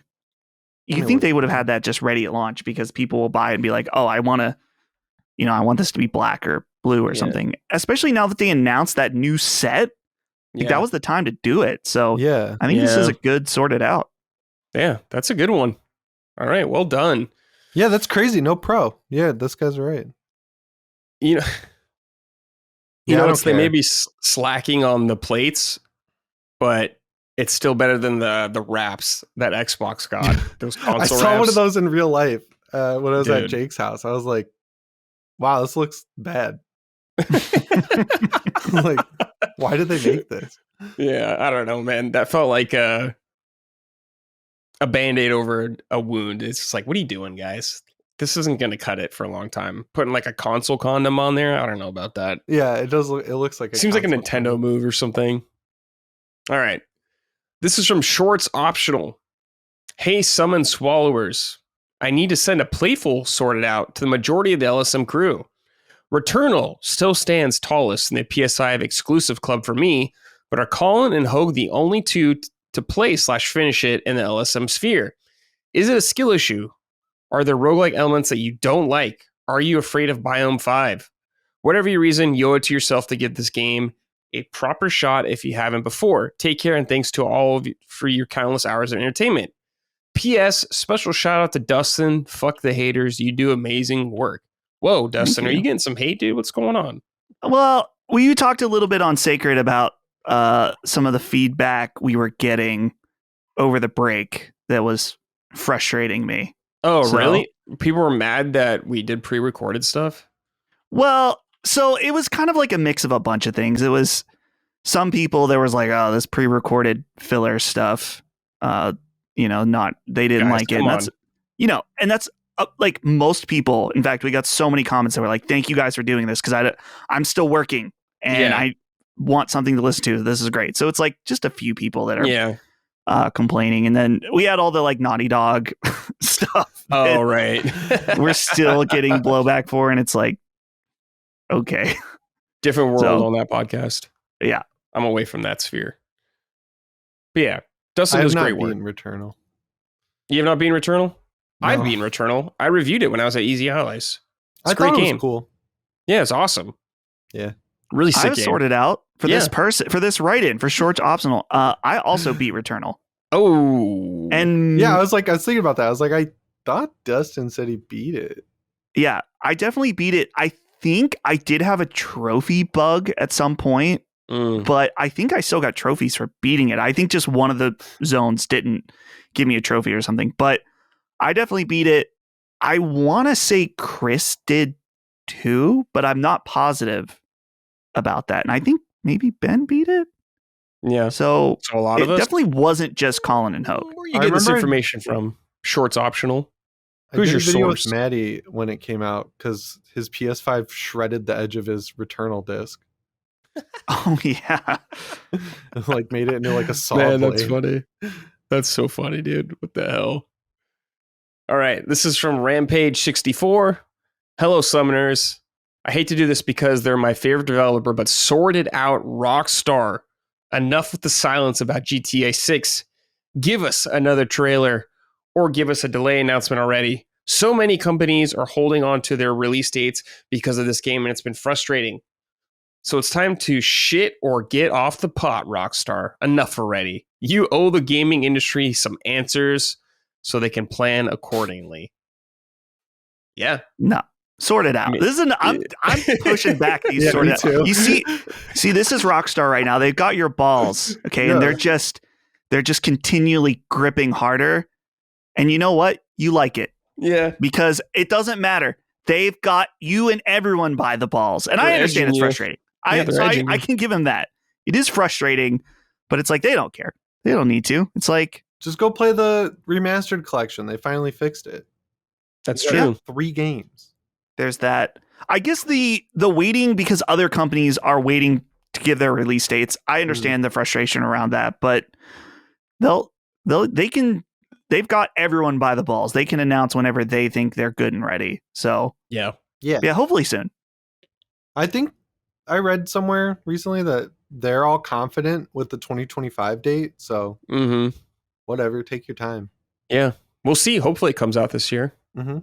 Hopefully. Okay, boys, time for Keep It Up. The exact opposite of sorted out stuff we're pleased with in the gaming industry. Dustin, let's start with you again. I have a Keep It Up for my friends here.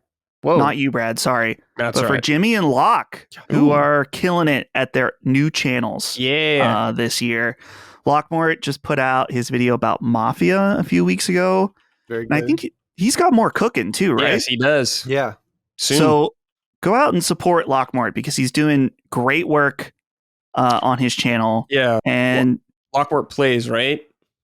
Is that what it's called? It's at Lock Plays, but the channel, if you just search Lockmore, you'll see his videos. Go to his Twitter. You're only seeing it because you're sub to him, but it's not categorized yet. It's really hard to find this channel. You've never seen it before. So go to his Twitter. Okay. He has it pinned. And his Twitter is just twitter.com/Lockmort. Yeah. So you can see it there. Go watch his shit, yeah. And Jimmy. Go support him. Check it out. And then Jimmy, your new channel, Real Ones, is fucking awesome. Thank you. Really good stuff for movie fans. Kind of a horror lean, but not necessarily just horror, right? No, because the video I put up today, right before we started recording, is about Matt Reeves, director of The Batman. Ooh. And then I'm working on one right now about Taylor Sheridan, the guy who made Yellowstone and Landman. I watched Landman last week. I blew through it and I was like, I gotta write about this guy. And then I want to do one on figure out how to like tie it into Once Upon a Time in Hollywood, because like everyone knows everything about Quentin Tarantino, but I feel like there's something there because that's like my favorite movie. So I'm trying some other stuff because so limiting with horror sometimes, especially right now Sure. with where it's at, where there's no zombie movies and there's no slashers. There's just not a lot I'm excited for other than like Final Destination and a couple other things this year. But I really like Nosferatu. People seem to enjoy that video. Yeah, I need to see that movie. I thought it was great. Yeah. So check out Jimmy's new channel, and it's REEL, reel, like a movie reel. That's ones. Right. Yeah. Love to see my friends with their new channels doing new things. It's inspiring. Maybe someday I'll do the same. Yeah. Dude, get back to work on your retro pickups, Dustin. Oh, dude, those were fun videos to make, but they're just not sustainable. For me to do that. You have to buy stuff constantly for that shit. And honestly, I think the biggest problem was that I just feel uncomfortable filming in public, which I was filming at events and stuff like that. And I don't think, like, deep down, I know that I'm like, yeah, people are used to this and doing this and it's not weird, but I feel weird doing it. Yeah. And so it started to make me not enjoy that aspect of it, is filming it. So I agree completely. I filmed part of my Evil Dead video, Sam Raimi video, in front of the theater where it premiered, and I was like, I was gonna do a lot more of it, and I was like, no, I'll just get the intro and outro, and then I'll get the fuck out of here, because people were like stopping their car to look and everything. I was like, I don't know, I don't need this. Yeah. I don't know if I'd want that spotlight either. Dustin, when you were doing stuff, were you filming everything yourself, or did you have someone else film it? It was mostly myself. But I would have like Ben and Brandon, who usually be at events, help me film stuff. I just always feel like too that the videos are helped by the shopping aspect of it. And I don't want to put someone on camera that doesn't want to be, you know?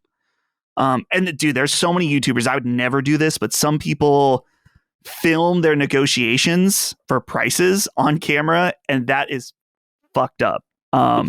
Many retro YouTubers do that, and I think that is totally off base to do that. So I would never do that, but even just, you know, filming shopping around and having people on it that might not want to be on it, I'm like, I don't like that. So fair, very fair. I feel like you got to do something related to all the games you play, because you play a lot of games. Yeah, the PS5's got built-in capturing, and like you could bring a good angle to stuff because you find all this funny shit like the nightclubs. Right. I feel like you got a new weird story about what you're playing every month. The key for me that I want to figure out is just that I don't want it to be overlap with what I'm already saying on Sacred. Right. So, and I also feel like you don't want to save stuff for the channel and not talk about it on Sacred. Right. Yeah. Because it's like my full-time job is doing Sacred. So like I wouldn't want to like 2-time Colin on that or something. So it'd have to be something that doesn't fit Sacred or my work here, but it's like all I know is video games. So maybe there's something there. Maybe. Yeah. A little something. Okay, Jimmy, anything for you? Any keep it up for you? I had all this time to think of something. Who's doing good? Keep it up, Valve. Yeah. Actually fulfilling their promises. That's what I did last time too. I did Valve as well because they're just fucking killing it. All the stuff that it's, you call it a leak, right? But it's not really a leak because it's stuff that's pulled from files that are in their games, like the Steam controller. I love that some guy like last year 3D printed a controller that's like literally if you took a Steam Deck and then just cut the screen off, it's like the reverse of a PlayStation Portal, or it's like you remake the DualSense. Yeah. And everyone's like, no, they're not going to do it like that. They're Valve. They're going to come up with something different. And then the 3D render of the new controller leaked, and that's exactly what it is. It looks like a Steam Deck without a screen. Their new Quest competitor headset that's been, leaking forever. The Fremont machine, this TV box with SteamOS, like there's so much stuff cooking that I just think it's cool that they're actually committing to like everything. And SteamOS is great. It's in a great spot. If they can figure out how to fix their anti-cheat issues where, developers randomly pull games like GTA Online, that was like a meltdown in the Steam Deck community where people were like, no, I can't play GTA Online anymore. That'd be the one thing I think they need to figure out. But adding game recording to the deck. Like, who would have thought? It's a great feature. Yeah. God bless Gaben. Keep it up. They should make a game that isn't Counter-Strike or a MOBA. Like, they should. Or they did Alex, I guess. Yeah, that was great. Alex I'd was love awesome. to see Half-Life 3. I'd really love to see Evil Dead, Left 4 Dead 3. Yeah. I would love to see Team Fortress 3. That'd be sweet. Or any that'd 3 be a game from for the Valve. boys. Yeah, that's a game for boomers like me. Yeah, for the old boys. Portal 3. Just a 3 something, guys. Come on. Great one. Okay. For me, not official, but I'm going to say keep it up for Nintendo just because I'm assuming we're going to see the Switch 2 this year or this week. That's the rumors. There was rumors last week about it being this week, and there's more rumors about being this week as well. Probably going to be just hardware focused. I don't know if we'll see any games, really anything like that. But I'll be happy just to finally get it revealed so I can stop speculating. As the host of Punching Up, I just need official news for God's sakes. So please, Nintendo, keep it up. I'm just doing this retro. If you don't this week, sort it out. Fuck you. But if you get it coming out this week, keep it up. All right. So I'm on you, Nintendo. Let's see here. This is from Anthony Arcure. Hey guys, FTLT here. I don't know what that means. First time, long time. Oh, first time, long time. Yeah, you're right.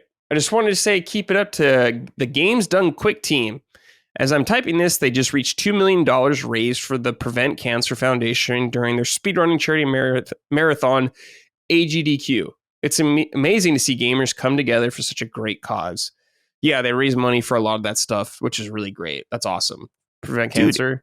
It was in Pittsburgh this year. Yeah, you fucked up. But I didn't find out until the day it started, and I was way too late to register to go. And I was like, well, that sucks. I don't know if they would let you in. Maybe. I don't know. I didn't try to. I don't have any connections. I really don't have any connections at all for anything. So there wasn't any kind of strings that I could pull to go, but it looked cool. I'm sad I missed out. Yeah, I would go for like a day at least just to see it or something like that. AGDQ is like slightly cringe, but I really appreciate all the work they do. Just some people on there are very awkward, I'll say. That's about it. Oh, right. Just some of the people. And that's just human nature for whoever's on there. But they do great work for a great cause. That's awesome. Okay. This is from Daniel Ross. Keep it up, Nintendo. This great strategy of not saying a goddamn thing about the Switch 2 and letting the whole damn console leak online has really brought the community together. Who knew the real Switch 2 was the friends we made along the way? Yeah. Everyone's uniting over Switch rumors, and Nintendo parent lawyers are going out to intimidate people. So we'll see. I saw Gene getting some flack about his apathy towards the leaks, and I think I'm kind of on board with him. Where me too. I'm sick of leaks.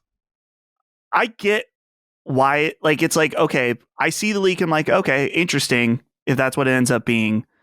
But I think it's like for Punching Up, reporting on them absolutely necessary and good, but it's like, what is there really to say other than like if you speculate week over week over week? It's like there's only so much speculation that one can do. So shout out Gene.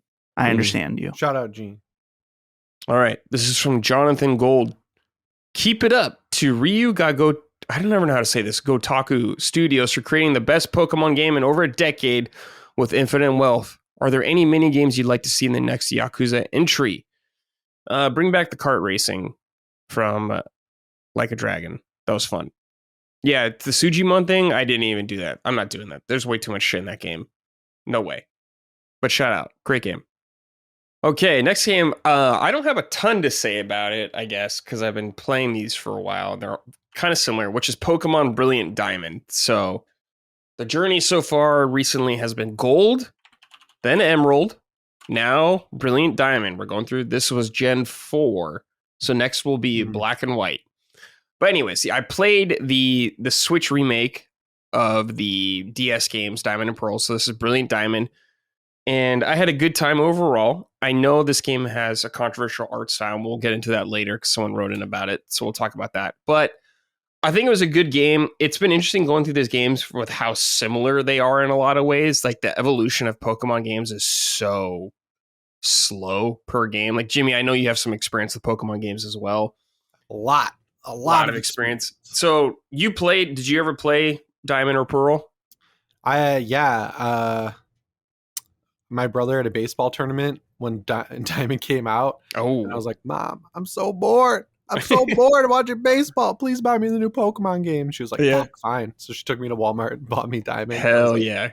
Big W. I like Diamond. I don't mind the art style in Brilliant Diamond. I thought it was I don't really mind it that much either. It's like cute little chibi. It's like a little chibi. Yeah. Yeah. It looks really good on the Switch OLED. Mm-hmm. I played through that when it came out. My brother had Pearl, and then one time he traded all of my best guys to his game while I was out. And wow. I've never come closer to killing him. Which dude. Wait, that's is probably at the peak. I can see your brother doing this. I was like, is this your other brother? I'm like, no, Jimmy has one brother. I know who this is. No, Edward's a menace, dude. Yeah. He also stole all my Game Boy. I got him all back. I told him, I was like, I'm going to kill you if you don't give me back my OG Pokemon games. And he took that threat very strongly and gave them back. Because I got the Analog Pocket. And I was like, where are my Pokemon games? Go to my parents' house. I had them stashed. Drawer was empty. I was like, that motherfucker. So I texted him. And I knew he was scared because he keeps his SIM card off because he's kind of like a ladies' man and doesn't need anyone texting him. He answered me right away. I was like, that's right. Yeah, that's right, dude. Can't mess with a brother's Pokemon. Edward is a legend. I even know the best and worst ways, I would say. He's like what a guy. He's a one of a kind person. He was like living in my basement for a few months, but he just moved to Florida to be a construction worker. So, all right, getting paid. Yeah. Now, Jimmy, you played this a long time ago. Do you remember anything about it? Like it's pretty faithful remake, right? Yeah, like I assume so. Very inoffensive. Felt like I got my money's worth out of it. Yeah, I had fun with it. Yeah, team. This time the enemies are Team Galactic. Yeah, it's kind of interesting that every game they have like a different enemy faction or something. Yeah, like originally it was Team Rocket. I think in Gold it was like a Neo Team Rocket kind of thing.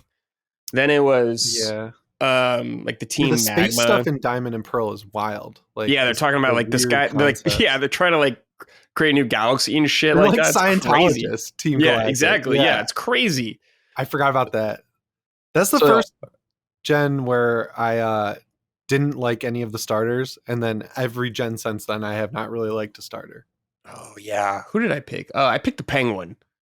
Yeah, which I named Oswald. That was the first time I went water ever. Yeah, I usually go water. I think the next gen I'm going to go maybe fire.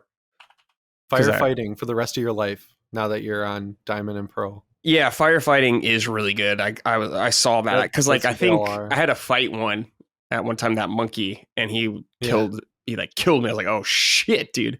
By the way, the hardest boss I fought in a Pokemon game so far was in this game. The final Elite Four trainer or whatever. They were intense. Yeah. It took me like no joke, like 30 minutes to finish that fight. It was an insane marathon. You're like sweating. You're like, yeah, dude, it was so intense. Yeah. The hardest Pokemon fight I've ever had is Mewtwo in the Pokemon Let's Go. Oh, really? Mewtwo. I haven't played that one. That game gets hard. Like really legitimately authentically hard. Like you got to grind. You can go in with like a full squad of level 100s and Mewtwo will wipe the floor with you. Damn. I should buy that because I've been buying all the Pokemon games because they always hold their value forever. Yeah. I feel like always. I wish I did that back then because all the Pokemon games are so expensive right now. Shout out to Is that little controller worth anything? The Pokeball one? Probably. I don't know. That was kind of fun. That was like a gimmick controller for sure, but it was actually fun way to play the game. Throwing the Pokeball? Yeah. Yeah. But shout out to Dustin getting me Pokemon Y from Too Many Games. No, not Too Many Games. What's the game store called? Main Level Games. Main Level Games, that's right. Too Many Games is like the convention, yeah. The convention, yeah. Main Level. I'm trying to see if this the Pokeball Plus, how much it costs now. Let's look on eBay. Oh yeah. Because right now on Amazon it says $180, but that's not quite right. Dude, Pokemon Go rating in Santa Monica was the best. Like they'd have like raid event Saturdays. Like a few years ago, recently, not like when Pokemon Go came out. Like when I was working at Austin Evans' place, me, Matt Ancini, who runs This Is, and then Josh, who was an editor there, we like did a Saturday raid day where you would go from like the pier down to Malibu, and there's raids going on all day. It was kind of awesome. That is sick. Yeah. Pokemon Go was wild. What a time. But yeah, I don't know. I guess I'm just saying like all the Pokemon games are pretty similar when you jump from one. There's like small tweaks here and there, but the evolution of the series is very slow, it seems like. And when I get to Black and White, I'm sure things won't change that much. But I gotta say, I always enjoy going to the different regions, the different towns, seeing what new legendary there is. It sucks though, because Jimmy, a lot of like my chat told me a lot of the like the legendaries and stuff that they were tied to like events, and they would come and go, and it's like, oh, they're just gone now. You can't do it anymore. It's just like, okay, cool. Well, it's like, why wouldn't you just put them in the game or something in a patch later on after you're done with everything? Right. That was so dumb. And I never played Scarlet or Violet because, they run so bad. Yeah. So I'm like that. Unironically, the thing that will make me buy a Switch 2 is if that gets a performance patch. Like I want to play that. And I always talk about that on Deck Ready, and everyone's like, oh, just emulate. I don't want to emulate Switch games. It's such a pain in the ass. And I have a Switch, and I don't know, I feel dirty like emulating Switch games. Like I feel like it's too new. It's too playable. Like yeah. I don't need all that. Nintendo will kill you as well. Snap your neck. But yeah. Pokemon Brilliant Diamond done. Next will be Black and White. I have to emulate it though, because they're like $100 each or something like that. Yeah. And I don't have a way to stream DS natively, so that's going to be half the way. But I would love to buy the games and just own them, because I own many Pokemon games. I like owning them, but I like to own one from each gen at least. But I don't know. They're hard to find and they're expensive, and I don't know if they're real or not when I buy them. So got to be careful. I remember the sequels for Black and White are way better. Yeah. Black and White 2, yeah. My thing is fucked up. Yeah, I'll have to play through those as well. Then X and Y after that. But then I'm getting caught up. But then after that, it's going to be like spin-off games like Arceus. Everyone says is really good. So I'm excited to get to that eventually. All right. This is from Ding Dong. Hello, SS Squad. Don't call us that. No. How are you all doing? Brad, Pokemon Diamond is where I fell off the series. What is it like? What's it like? And did you emulate this one as well? No, I bought the Brilliant Diamond remake on Switch. So that's their Brilliant Diamond Shining Pearl, I think it's called. So there. What's funny is that's kind of where I really, really fell off Pokemon as well, as with Pearl. Played Red and Blue, loved it. Played a little bit of Yellow, wasn't feeling it, kind of burnt out. Came back for Diamond and Pearl. Still wasn't for me. Then I took a huge break. So same spot, kind of. Also, I think it's time to guess who Dustin and Jimmy would be if they were Pokemon. I'm going to suggest Magikarp for Dustin because he seems unassuming, but has the potential to surprise everyone. I don't know Jimmy that well, but I'll suggest Haunter. Also, Micah is totally Jinx. Yes. So someone asked about this, what Pokemon we were. I believe, yeah, the Jinx was very funny. I think I was Slowbro. Someone did. I forgot who they did for Colin. Oh, it was Coughing. I think they did Coughing. That's right. Yeah. All the weed smoke so much weed. Yeah. Dustin has Magikarp. I don't know. Yeah.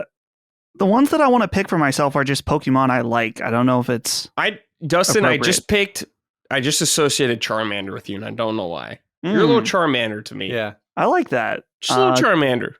Charmander's a good choice. Dude, the Haunter for Jimmy, I actually think is perfect. I actually think that works. Yeah. Haunter or Gengar. I'd say your pick, Jimmy. Really. I like Haunter. Gengar is a little wacky. Yeah. Haunter's great. Great Pokemon. I don't like his tongue. I like Haunter. Yeah, I'm looking through a list now of other Pokemon. I have to do the whole I'd do like Geodude for Dustin. Geodude. Yeah. Geodude, that's a cool one as well. Yeah. Geodude. Like if you want to play a game with Dustin, you say like, "Hey, let's play this game." He'll just tell you if he doesn't like it. That's very Geodude like to me. That's like, very Geodude behavior. Dustin likes what he likes. Yeah. That's true. Jimmy asked me to play Hunt the other day, and I was like, no. Yeah, but if you You know, like with some people, you ask them playing it, like, oh, I'll try it. It's like, I don't want to do that to someone. I'd rather just hear, I don't want to play. I'm like, oh, okay. Right. Yeah. When I did play Hunt with you guys a few months ago, before the it was after the CryEngine update, before the Post Malone stuff. Yeah. Hunt is like my ideal game. Like if I made a multiplayer shooter, it would be Hunt. Like I don't need another multiplayer shooter now. I got Posty.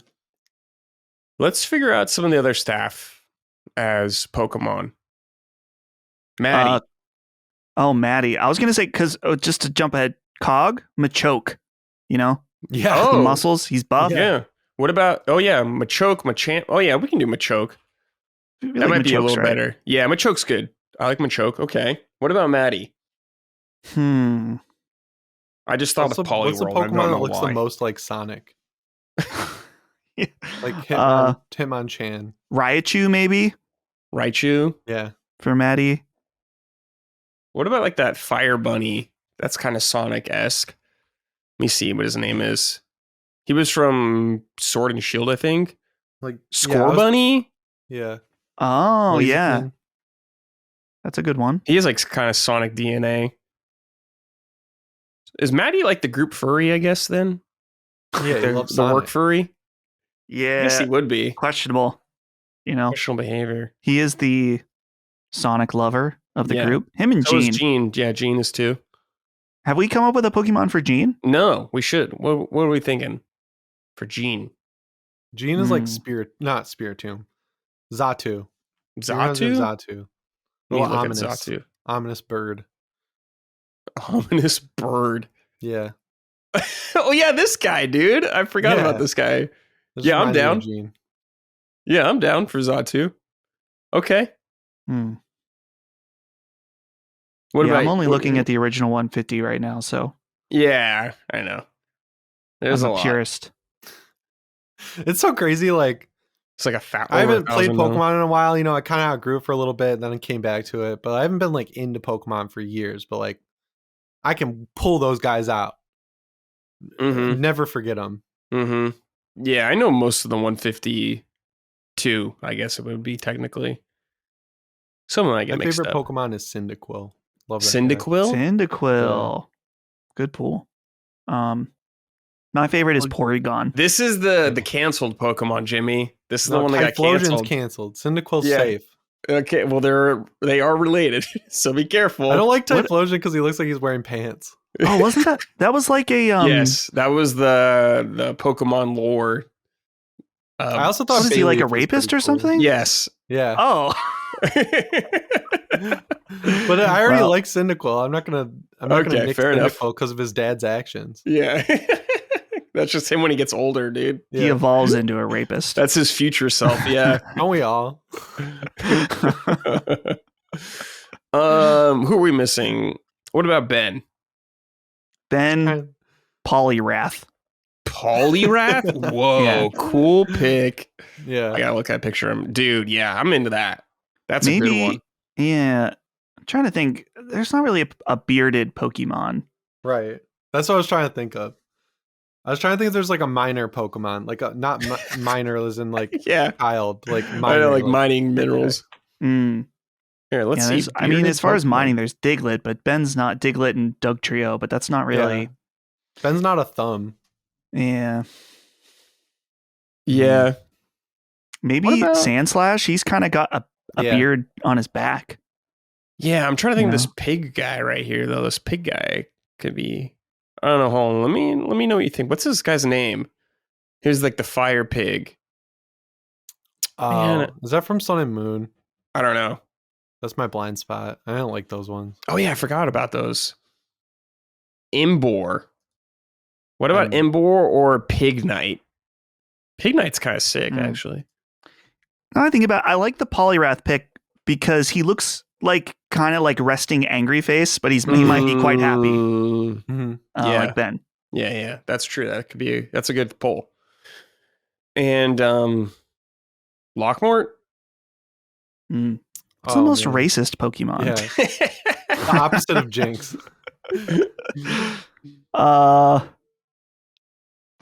That's a good question. Who is Lockmort? Most European. Pokemon? The most European Pokemon. Lockmort is Sudowoodo. Sudowoodo? The tree guy? Yeah. The rock type tree. That's awesome. I don't see it at all, but I'm okay with it. Like, because he blocks the path, you gotta water him and it pisses him off. Yeah, that's true. That's Lockmort. He'd be really fucking annoyed. Like, he would get in your way, but then be annoyed you asked him to move. It's like a Snorlax kind of thing. He's like a tree, I guess. Yeah. But Locke's not... Well, wait, Locke could be Snorlax because he's always sleepy. Mm-hmm. Yeah, because he sleeps like 2 hours. Yeah. Okay. It's so rude of me. Lockmort's not here, and I'm like, who's the most racist? Lockmort's not racist. He's going to message us in the future. Unaware audience. He's going to be like, I heard what you said. Hello. Hello. Yeah. Who are we missing? I'm trying to think. Oh, Chris. I thought Chris was determined already. I don't remember. Maybe it was on Sacred we did that. Okay. Do you guys remember what it was? I don't remember. It was one of the newer Pokemon. Offensive. Okay. Like, I'd be offended if I was the one. I would be offended. Like, it felt out of pocket. All right. Fair enough. I feel like Magic, like, we did not give this guy enough shit for calling Dustin Magikarp. he's like, I understand you're his fucking meaning, useless. You know, but Magikarp is no, because that implies you were useless at one point. That's and then you true. became useful. I completely turned into the hardest working Pokemon. Yeah. Who's the blue collar Pokemon? Yeah, good blue collar. Like Pikachu. You're like Ash's Pikachu. Yeah, he's extremely dependable and hardworking. Yeah. Okay. I like Pikachu. Yeah, Pikachu's good. Yeah.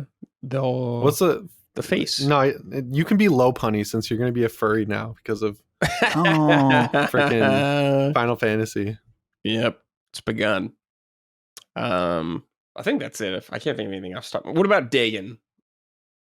Dagon's a Mr. Mime. All right, cool. We can go with that.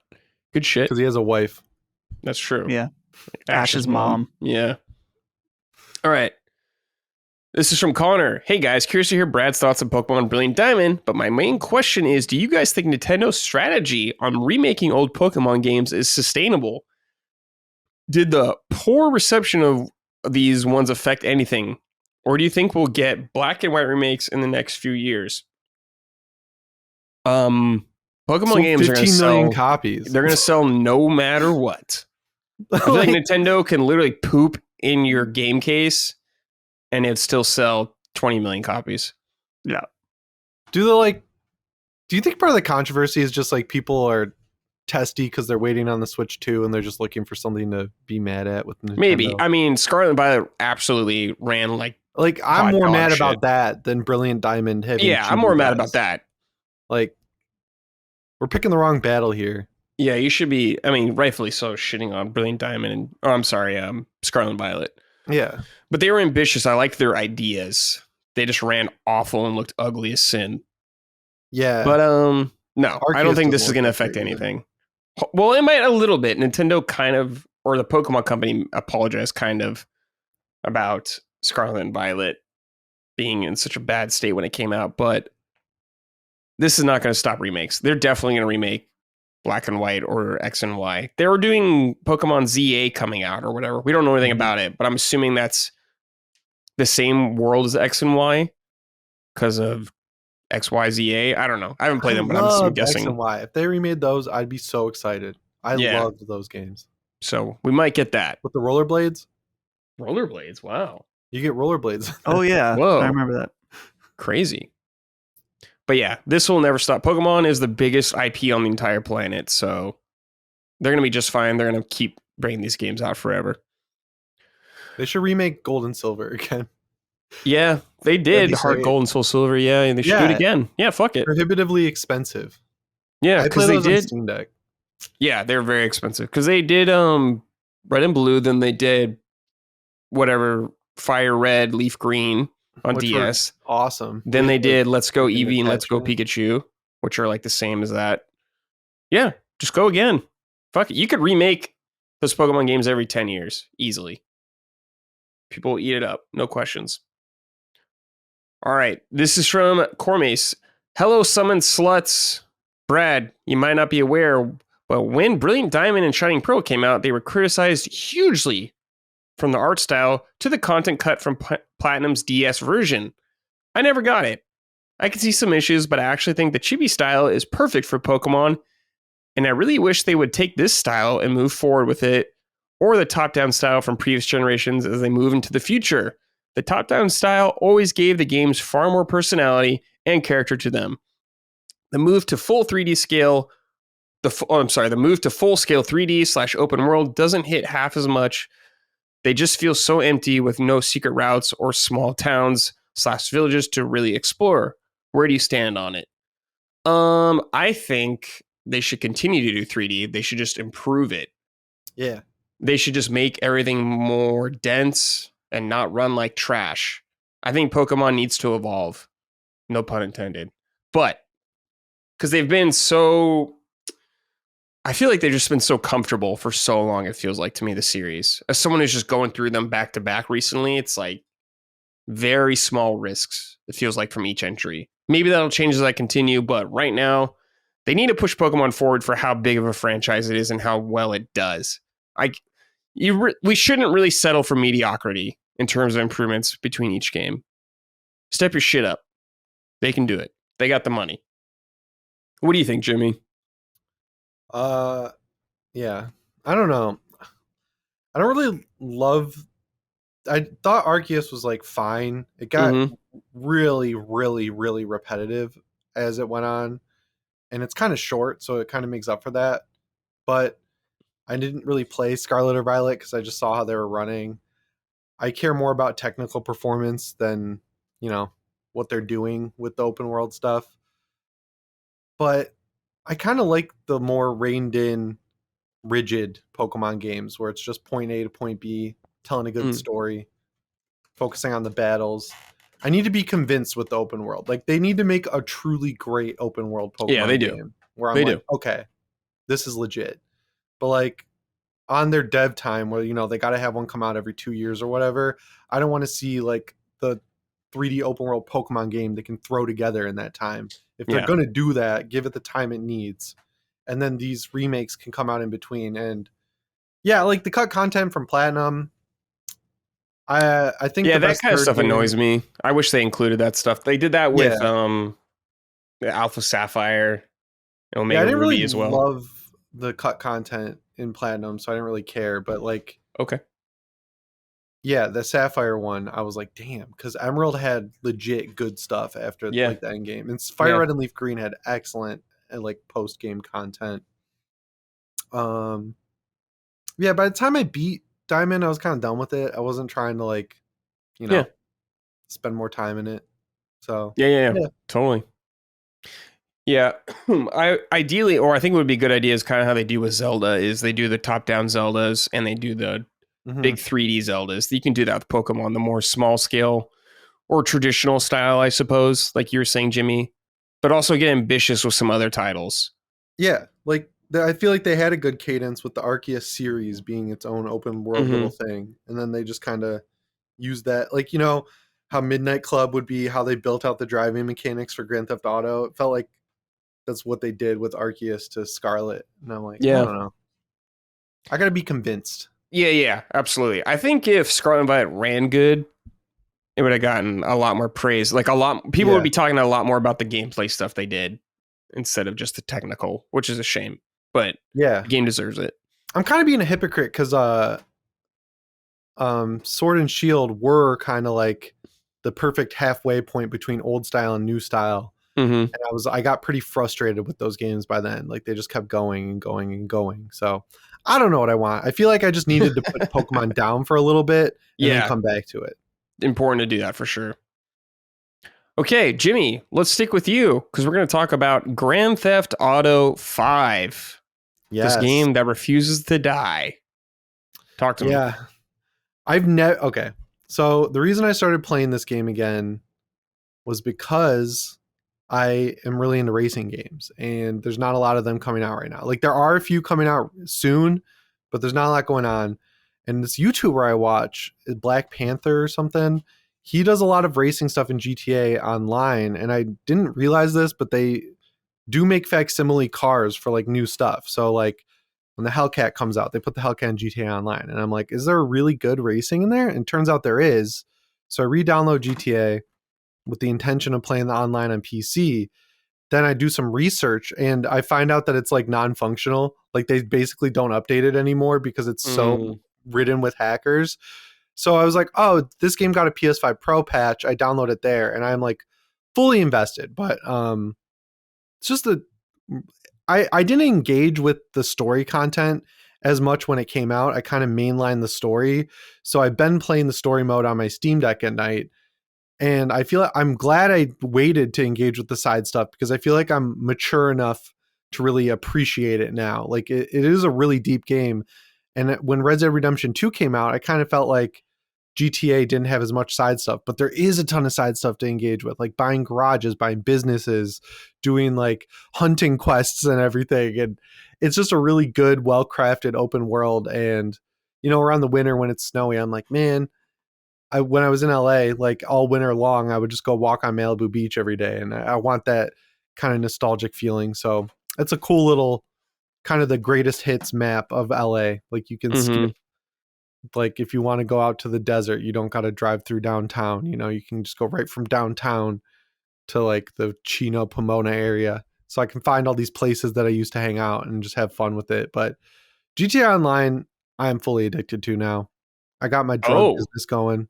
Oh man! If you buy the PS5 version, it's $10.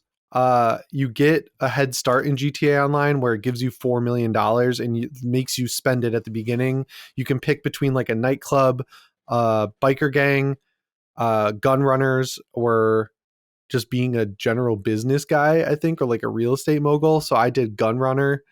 And you get like a missile silo where you have a like munitions factory and you're just making money on the side, building up your criminal empire. It's really cool.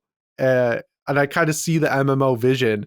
And I was like, I do not remember it being this deep when it came out. And apparently it wasn't. Like it was just kind of like this bare bones open world experience. But now there's like raids. There's like missions with characters from the game you can do. There's a whole racing scene. You can own a nightclub and like make money off of it. It's kind of like this weird life sim. And I've been looking into the, like Dustin with the nightclubs. I've been looking into car meets where you like kind of, you know, customize your car, show up to the car meet and everyone checks out their cars and stuff. So it's just like a fun thing while there's some downtime between releases to kind of engage with. But yeah, driving around the map, it's really good vibes. Excellent soundtrack. The Liberty City rock radio with all the classic rock, like it's got night moves and everything. It's cool. It's a really cool game. Yeah, man. I can't believe that game came out 2013 or was it 2014? I know. Yeah. It's just like, man. I haven't played it since I beat it on PS4. I haven't even played the PS4 version. I beat it when it came out and I was like, that was awesome. And I like haven't played it since. Yeah, it just makes me sad that GTA Online is awesome and fun. But I was thinking about it, like growing up a Rockstar fan, you had like, you know, 3 Vice City San Andreas, you had Midnight Club 3 Dub Edition, you got Midnight Club LA, you got Manhunt 1 and 2, you got Red Dead Revolver. There was games coming out all the time, like left and right from Rockstar. And then, you know, towards the PS3 generation, you got GTA 4, you got LA Noire, you got Midnight Club LA. That was a PS3 era game. You got Red Dead Redemption 1. And then this gen, it's like GTA 5, Red Dead Redemption 2. That's it. It's kind of a bummer. Yeah. I mean, they're huge games and they're awesome, but yeah, it's just been a long time. So Midnight Club was so good. I loved Midnight Club 1. I played a lot of that game. Need for Speed is like the last standing arcade racer that's truly arcade, like just straight up open world racing. And I like, you used to be able to set your watch to a new Need for Speed every 2 years, and then Criterion basically demanded this franchise back and then immediately got put on the next Battlefield. So they did an extra year of content for Unbound, and it was good, but now no one knows where it's going. And it's like, wow, is Need for Speed finally like done? This is crazy. Yeah. So I miss Midnight Club. I wish they'd bring it back, but I'm getting my Midnight Club fix in GTA Online. Dustin, GTA 5 memories. Anything come to mind? Dude, well, I remember the night it came out and going to the GameStop midnight launch with Brandon, actually. Shout out Brandon and our one friend Kevin. And this isn't about the game, but whatever. This show we can talk about whatever. That's fine. So we went to a local chain diner called Eaton Park in the Pittsburgh area. We went at about 9. And the game comes out at midnight for the launch. And Brandon's like, yeah, my dad went and got in line at GameStop. We're like, dude, he's so early. He's probably just sitting in his truck smoking a cig, wondering why he's there that early. It's not necessary. Closer to around 11:30, we show up at GameStop and we're standing in line, and Brandon's dad joins us in line, and he's kind of a quiet guy. So we're talking, we're getting excited or whatever. And there's a lull in the conversation. And Brandon's dad, with a cig in hand, goes, I came too fucking early. And that was all he had to say. He was pissed off.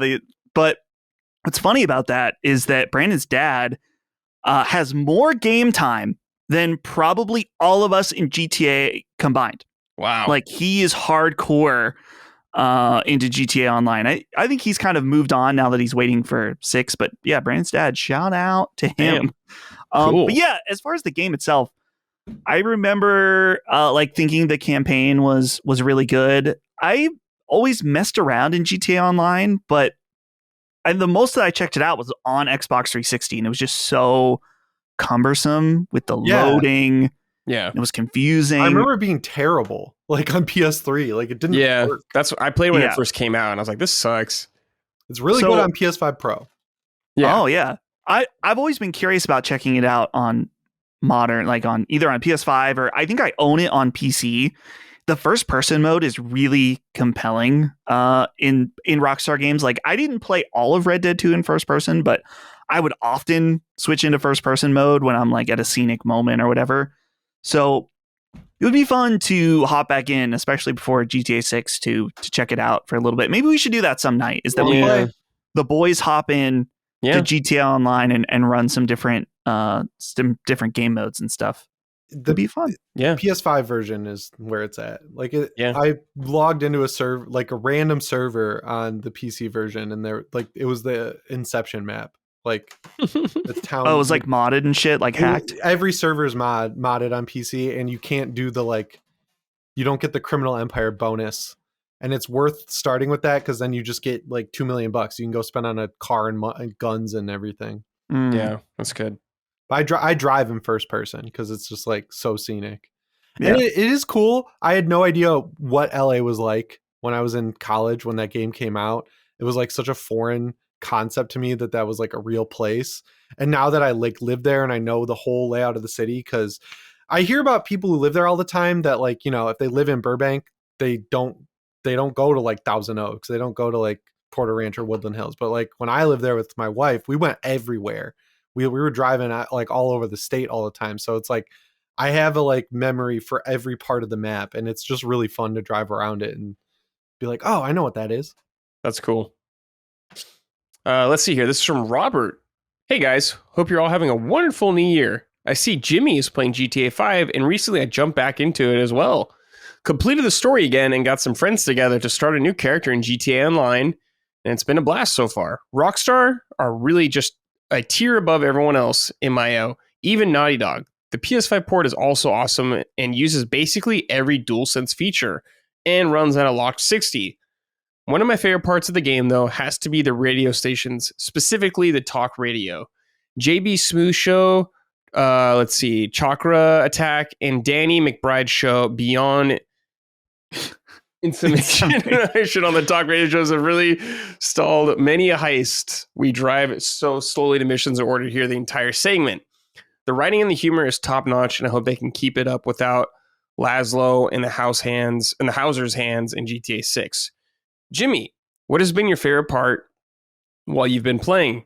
And to Brad and Dustin, do you think you'll ever pick up GTA 5 again? And who are you waiting for? again, or are you just waiting for 6? Thanks for all the great content and keep me entertained at work all day, Robert.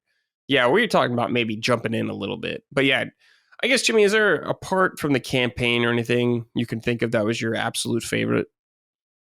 Just driving around the map is fun. Yeah. And yeah, the Danny McBride talk show is awesome. Yeah.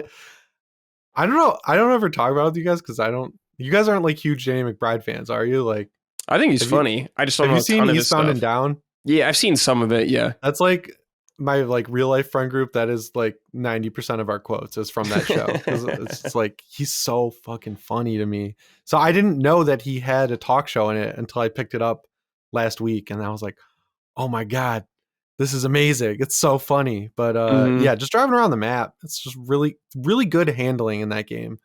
And the drifting's really awesome. Yeah. Yeah, the driving is really fun in it. This is from Steve. Hey, Summon Sign crew. As someone who played through and beaten GTA 5, I don't understand how the game got to be such an unbelievable smash hit. Undoubtedly, the world looks cool, but I found the combat underwhelming and the characters to be fine, but forgettable. The game's driving mechanics aren't great either. Do you think the history of the franchise propelled its popularity, or am I just missing something? Thanks, and keep up the great content. Man, I thought the characters were really good in GTA 5 from what I remember. The 3 at least. I love Franklin. Franklin feels like the main character. Franklin, you start as Trevor, Michael. They're all great. Yeah, it's so much better if you've seen what they're pulling from, like Heat. Like I had not seen Heat at the time that it came out, but now I'm like huge Michael Mann fan. That's kind of what made me start to download it again. I watched Michael Mann's Miami Vice movie, and that movie fucking rules. And I was like, man, I want to do that. I want to watch Heat now. So I watch Heat. I'm like, oh yeah, I should play GTA 5. And then, Michael's like their take on Tony Soprano, 100%. Like seeing the therapist and everything. And then you get the fun outlet with Trevor. Trevor's the one I liked the most when it came out. And now he's a little bit annoying. Like it's very like try-hard edgelord humor. Right. But I feel like that's just because everything kind of did that since then. But it's kind of crazy how well that game holds up for being 10 years old. Like how thematic it is. Like the themes still work today. Like it feels topical still, which is funny. Dude, it's 12 years old now. Yeah. Or almost.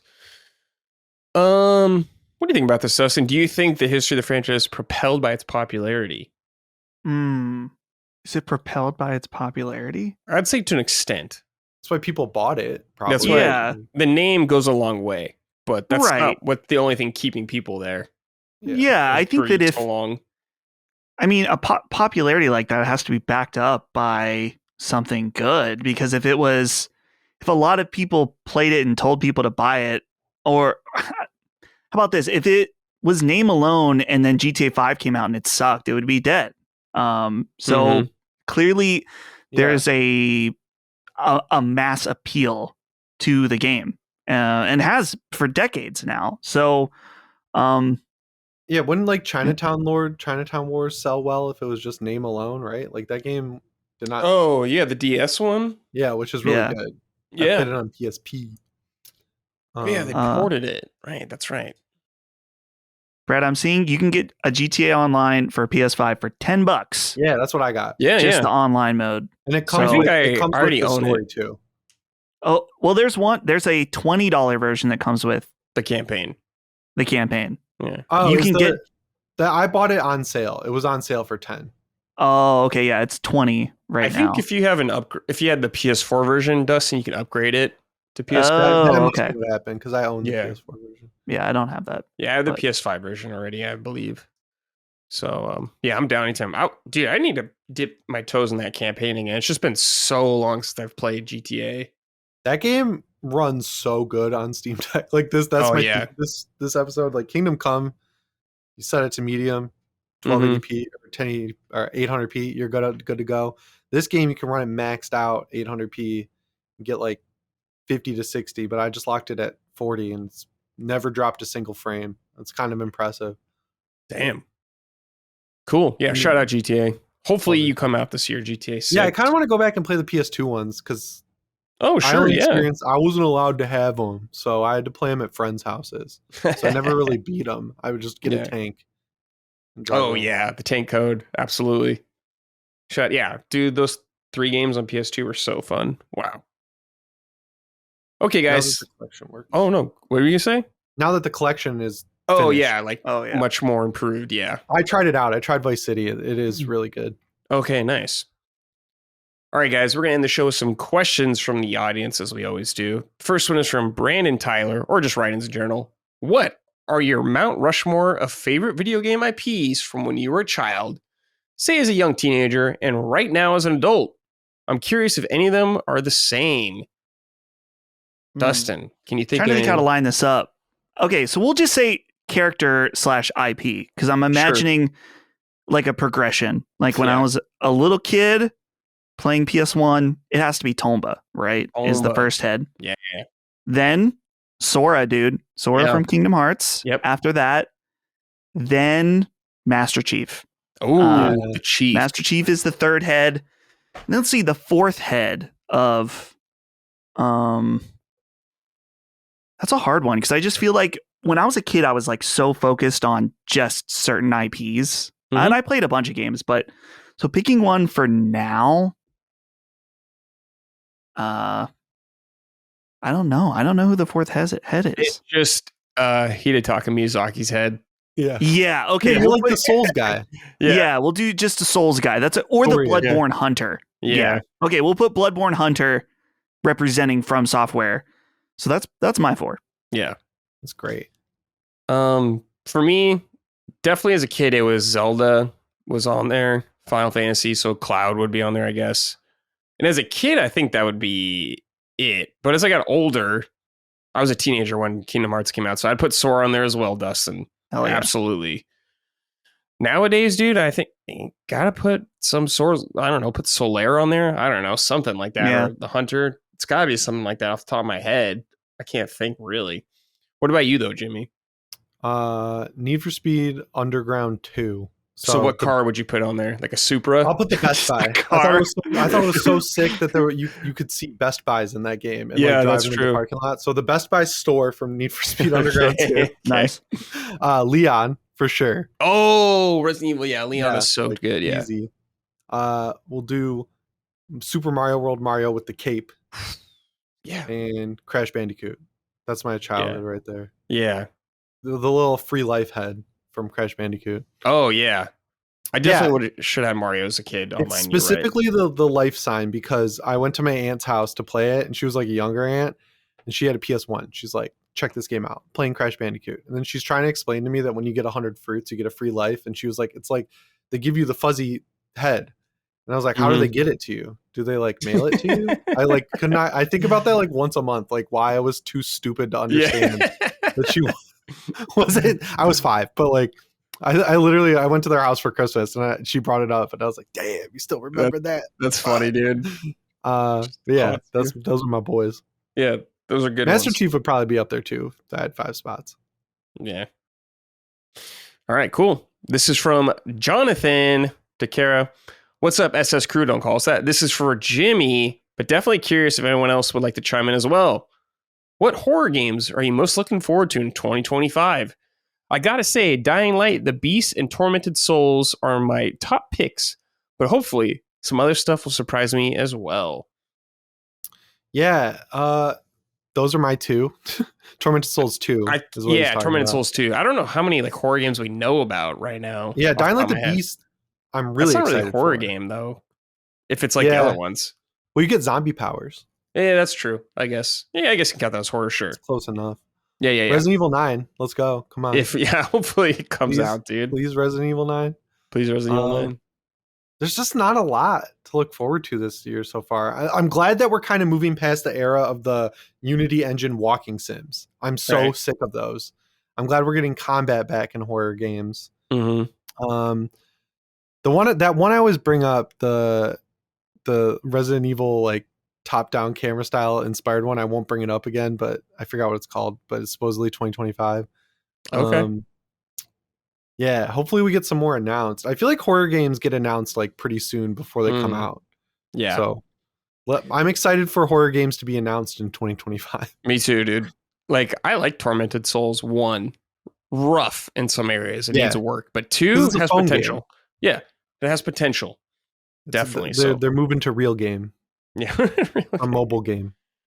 Dustin, are there any horror games you could think of off the top of your head? I can't think of a single one. All right, cool. So, and these two, I mean, I've heard of Tormented Souls, but I don't know much about it. And Dying Light, I wasn't really into the new one. Mm-hmm. I wasn't either. I didn't like it. I want a new. Excited for the new one. But yeah, Resident Evil. Give us a new Resident Evil game this year. Yeah. Will they? I don't know, but I want one. Maybe. So we'll say that. Yeah, we had a year off. 3, I'm on a list now. Oh, you're on a list? Nice. Yeah, it's a lot of these PS1 style game. Tormented Souls 2 comes out 2025, no date. Yeah. Oh, the Bloober Team game, Chronos: The New Dawn. Oh, right. Is that 2025? I don't know. Let's just say sure. That looks sweet. It's like, yeah, I hope that's good. Oh, this game, Holston. It's a top-down Resident Evil style game, but when you aim the gun, it goes over the shoulder third person. Oh, I think you told me about this. That looked really cool. I've not even heard of this Bloober Team game. It was at like an Xbox thing, I believe. Yeah, it was at the last Xbox thing. Oh yeah, Holston. Yeah. Yeah, we talked about this last time. Yeah, this game could be sick. I think I played the demo for it and I liked it. I played a lot of Next Fest demos. The Jurassic Park survival game from Saber, that looked pretty sweet. That could be cool. I hope that's good. It looked like Alien. Oh, Alien Isolation 2. That is that? No, I was like, is that this year? I played that last year. That was awesome. Yeah, there's not a lot announced.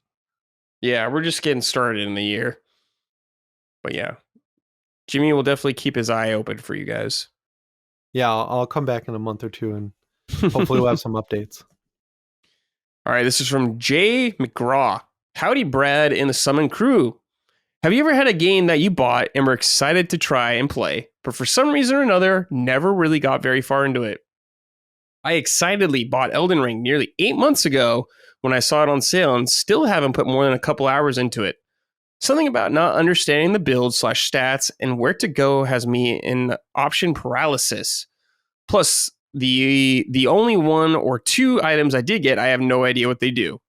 Even watching YouTube videos on it seems to confuse me more, so it sits in my library, rarely played. Just wanted to see if anyone else had a game that they had every intention of playing a lot of, but after they bought it, just never really got around to it. Thanks for all you guys do, and for the great content. P.S. Dustin, per the recent comments on Sacred, keep your head up, man. You are fantastic at what you do, and the LSM community is eternally grateful for all you do for us. I really made it sound like I was like on a bender. I appreciate it, Jay. I do. I hope I didn't give the people the impression that I was like really down and out, because I wasn't. But it is appreciated nonetheless. All right. So any games we had big intentions to spend time with them, but ended up not really doing so.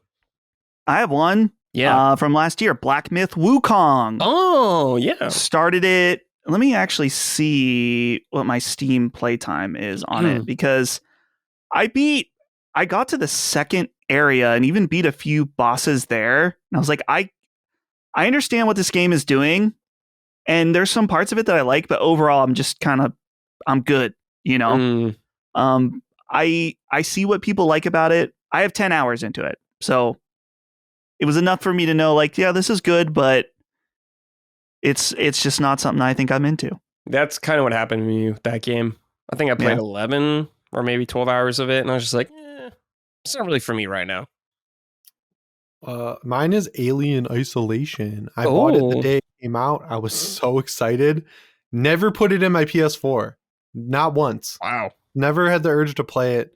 And then when I saw Alien Romulus, I played it before Alien Romulus last year, and I loved it. I was like, this is excellent, immaculate. I played it again after Romulus, and I was like, this is an all-timer.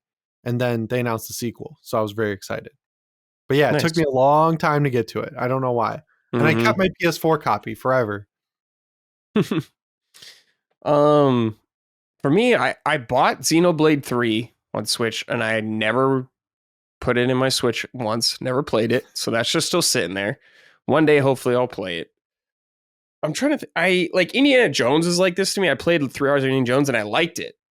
And I want to finish it. I just moved on from it to finish other stuff. And it's something I want to get back to. but I've definitely been there, I've bought games and just have not played them. I think I have like 3DS games I was just looking at a couple of days ago. I was like, well, I never even played that, but I bought it. It's like, why am I doing this? But that's just the way it goes. All right. This is from Matt Kirilowski. Hello, gentlemen. If you had a nobody in your Kingdom Hearts sense, or if you had a nobody in a Kingdom Hearts sense, what would their name be? Your name, rearranged with an X added. Guys, I put a link. Someone made a tool. Oh, to do this? Present you with options. Okay, this is great. None of mine are very good. I like, let's see, Tin Sucks. That's a good one. You can also do Stin Ducks. Yeah. Wow, mine's terrible. Zudtin. I don't know if my name is really working out. I think I'm never gonna be a member of Organization 13 with these names. Instux. Dude. Wait, some of these I can't even read them. Zudinst. Instux. This one's easy. Wait, maybe not. Zudstin. Zudstin. Okay, we'll go with Zudstin. Zudstin. It doesn't sound anywhere near as cool as any of the other members, but at least you can read it. Yeah. Let's see. Raxdib. RAXDB. Let's see. There's Zubbar. Dude, Zubbar, dude. I'm doing Zubbar, like Zigbar. Yeah, Zubbar is good. I'll do IX Jimmy as in 9 Jimmy. Oh. 9 Jimmy. And then there's I'm Jimex. What if you use James instead? Oh, yeah, let me try that. Let's see. I'm looking now. Yeah, use your official birth certificate name. Wow, these are also really hard to read. Yeah, they're all hard to read. I'll do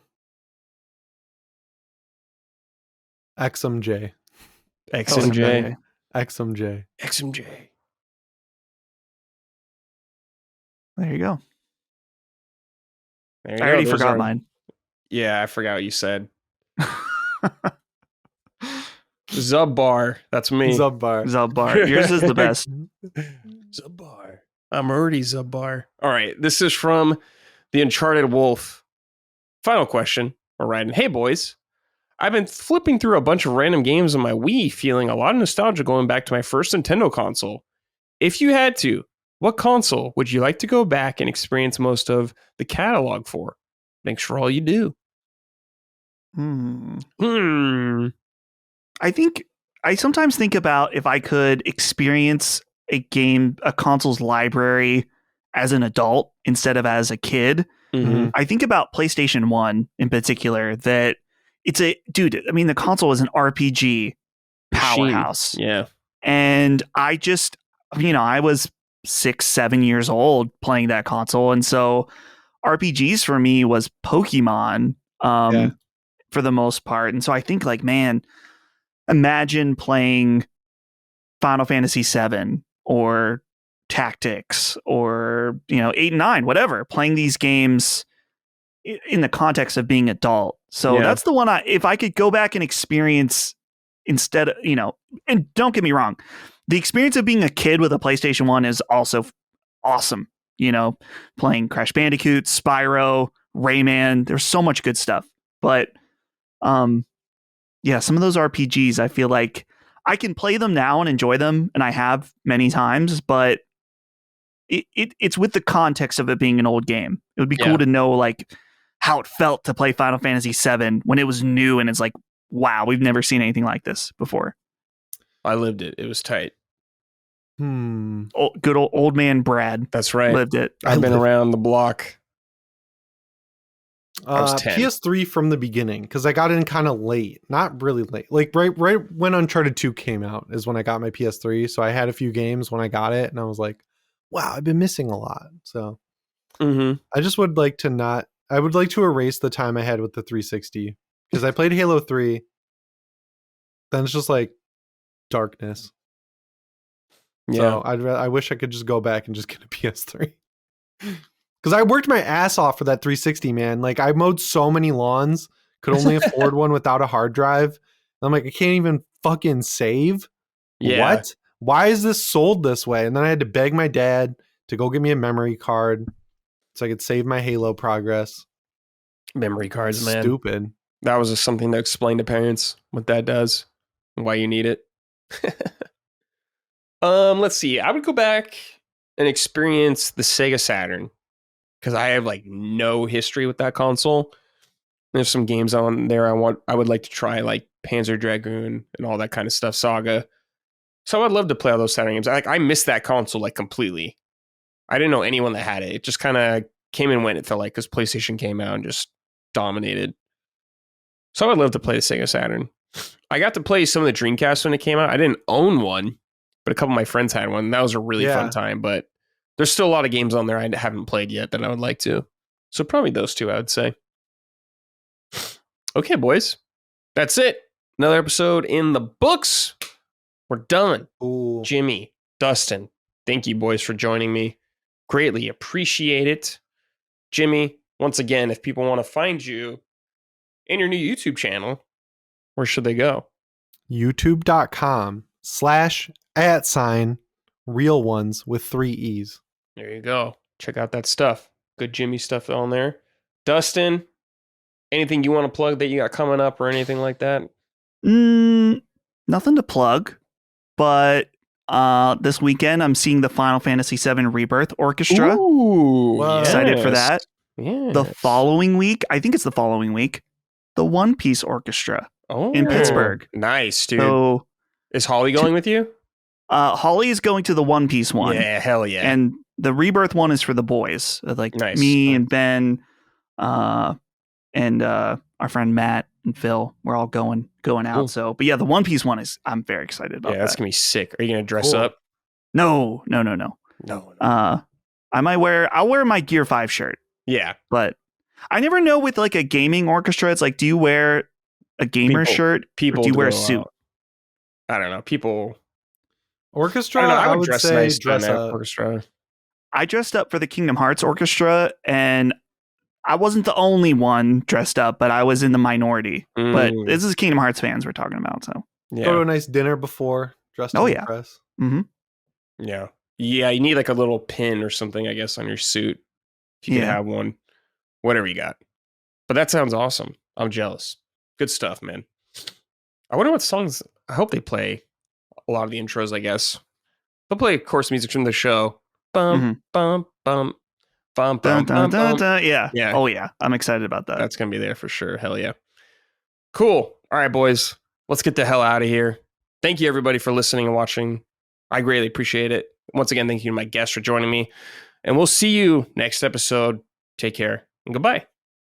Summon Sign is a product of Last Stand Media and Collins Last Stand LLC and is proudly recorded in the USA. The show is written and hosted by me, Brad Ellis. The show is produced by Dustin Furman.